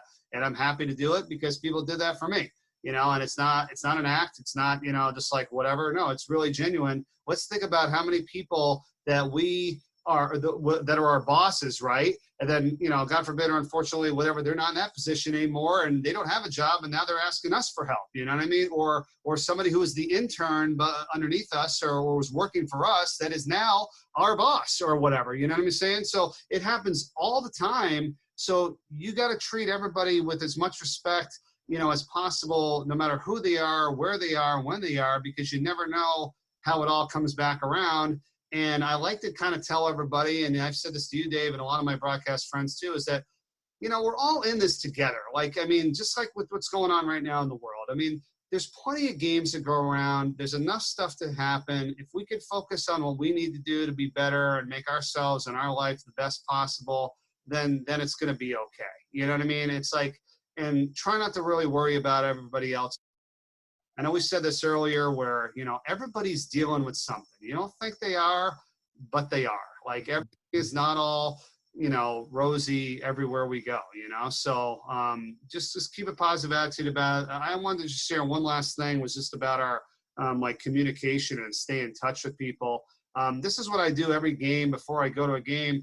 And when you guys get opportunities in games and things too, where you don't know who the people are and, you just got asked to do this volleyball game, this is the crew list that I ask for every single time I do a game.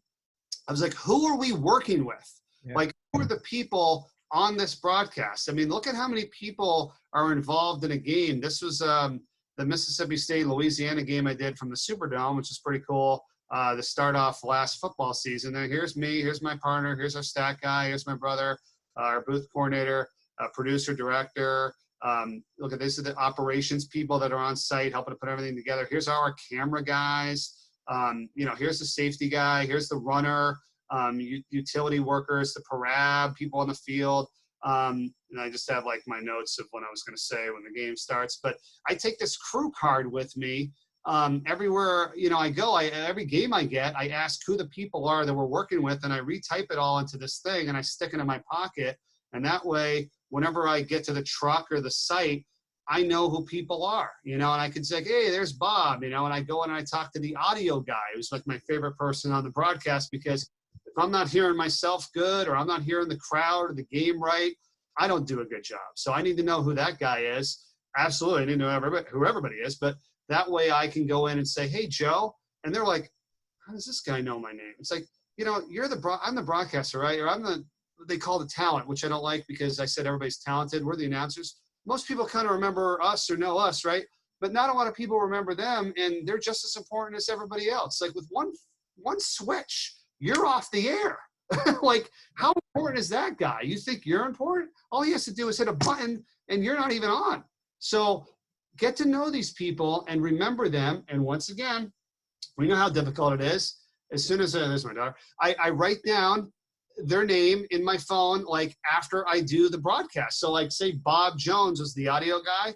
I have him on my phone. I get his contact information, and then I write in the notes field, worked with him on September 30th, Mississippi State, Louisiana game. And then I can write down any notes or information that I liked or didn't like, or that reminds me of what it was like when I worked with this guy.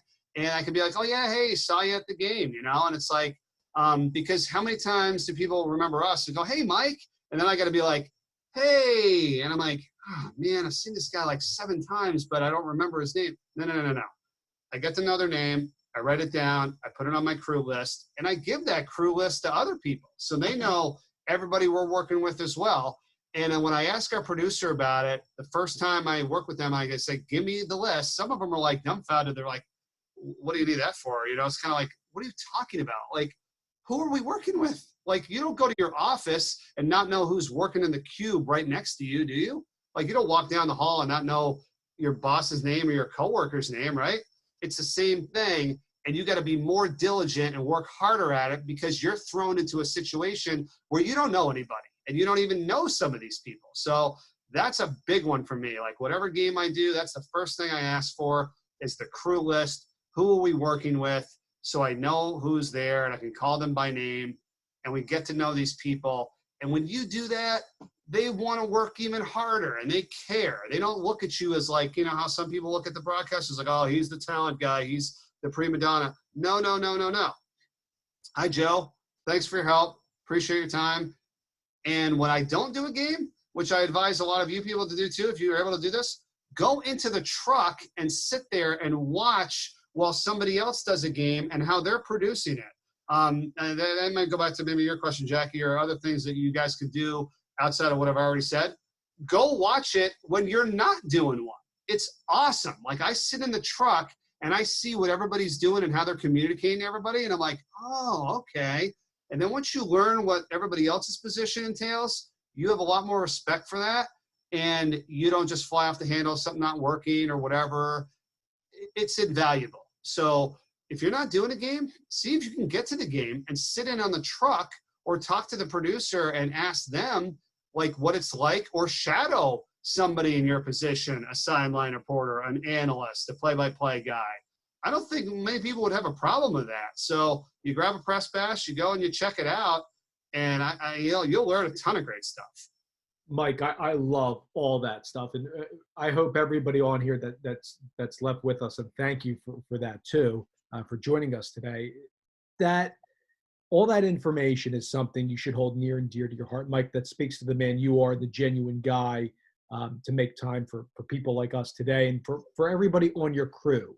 That's important. That's something that stuck with me, Mike.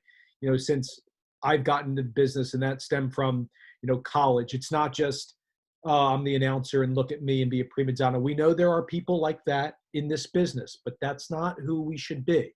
And you should treat people with respect no matter what position they're in. And like when I get to a set, on a Philadelphia Union game, we talked about this at the tail end of the last call. I'm talking with the person who's shooting at the set, or A2, or audio person, or a stage manager. A lot of times we're not even talking like what you were said before about the broadcast. Sometimes, okay, maybe we talk on the nuts and bolts right before we're about to go on. But it's just being a human, right? And just getting along with everybody. And no, not everybody's going to be your best friend. Not everybody's going to be the nicest guy and shoot the breeze with you for 5 hours. But if you connect with someone in the way that you're describing, I think that will help you just from a reputation standpoint. Forget about the broadcasting. So those are huge points you bring up. No, it's a great point. And let me just put it this way, right? You never know who's watching, who's listening, who's talking. And I never wanted to put myself in a position where I was like wondering like, oh man, maybe I could have treated that guy a little bit better. And then maybe I would have got that position or something like that. It's like, are you kidding me? All this stuff is in our control. So that you don't want to leave it up to anything like that. If I don't get a job or a position or whatever, it's not going to be based on like my attitude or, how I treated somebody. Like all it takes, right? And this is why I mean that everybody's most important on the broadcast. Everybody's important. All it takes is one of the additional, I don't know, the runner, right, who just goes around and kind of handles all the, business and stuff for people, or a guy who's just pulling cables. He's not just doing that. He's important. But what happens if he goes and is like, Mike Corey's the biggest, effing whatever, and tells the boss, and then that gets back to so-and-so. It's like, well, that's not what we need. You know what I mean? So that's why everybody is important and valuable and should be cared upon and talked to in a productive and nice way, because you never know. Like what happens if he goes and says something great about you to somebody? Like that's what we're looking for. You know what I mean? So I don't know. That's just not to be preaching here. I don't want to come across that way. It's just that, I've seen, like you said, Dave, people in the industry not treat people that way. And we know who some people are. And I don't care where they are. I don't care how high they've gotten to. I don't care what network they're working for or who they are. It's not the way to do it, in my opinion. So you're going to get there. You're going to get there the right way. And I'm proud of that. I think, you are too, Dave, and other people are as well. If others do it a different way, well, to each his own. But that's not the way I'd advocate. I've seen some camera operators where I go up to, or if I'm watching another broadcaster do their thing, like you're saying in regards to shadowing, go up and say hello to someone by their first name. And you're right. I've seen that look where people are caught off guard, like, wow, this guy or this gal, they know who I am. That does resonate with people. And I tell people on here all the time, and I remember back in college, even before that, is you never know where your colleagues will be. You never, even if they're younger than you. I know a lot of times we look at people who are older and established, but I recommend to a lot of the younger folks on this call, keeping contact with friends in the business or people that maybe you went to school with or neighboring schools that you just know of, and follow their career. Congratulate them on some of the things Mike's been talking about that will not land you a job, but just to be a human being and be, gracious, and, you can, be invested in somebody else's success too. Shouldn't be just always about yourself. Right. And you can't do it with every single person on earth, but like you said, it's just kind of funny, like how your network grows. And if you think about it, it would be better to had stayed more in touch with some of these people, as opposed to like all of a sudden when they become, the head boss or whatever, you know what I mean? I don't know who they are and how it's going to work, but try to be out there and stay in contact with as many people as you can. I'm just give you a kind of a quick case in point. Like when I first started doing Delaware football, one of our quarterbacks was Matt Nagy, and one of the wide receivers is Brett Veach. Matt Nagy is now coaching the Chicago Bears, and Brett Veach is the general manager of the world champion Kansas City Chiefs. Yeah. And I have their numbers, and I texted them. I'm like, oh, congratulations. I'm like, I didn't really stay in touch with them, and I know it's different. You can't have everybody, and how am I going to know what players, if you're really good friends with them, great, or you know them? But that's just huge. I mean, I literally know the coach of the Bears, and the GM for the Chiefs. And it's like, I'm not asking them for a job or anything right now, but it's like, again, it looks a little better if you're maybe more on it ahead of time, and then that's what they become, and then they know you or your friends, and then maybe they can or will help you no matter what. But just think about how your network can grow and the people that you interact with. So probably good that we were friends or we treated each other well, and we weren't just like, oh, this guy sucks or whatever. No. Because look where they are now. You know what I mean? So 100%. That's great stuff. You never know where people's careers will go. And again, all this stuff is not about just asking somebody for a job. It's like it's talking to somebody at a bar about being conversational on a broadcast, or just being someone to just lend an ear. And I think that's all tremendous insight from you. And I can't personally, Mike, I can't thank you enough. Words can't describe what this means for someone like me to just, I'm just here to facilitate these things and bring our industry peers together. And not everybody would do this. So to you and those that came on before, thank you for all this time you gave us today.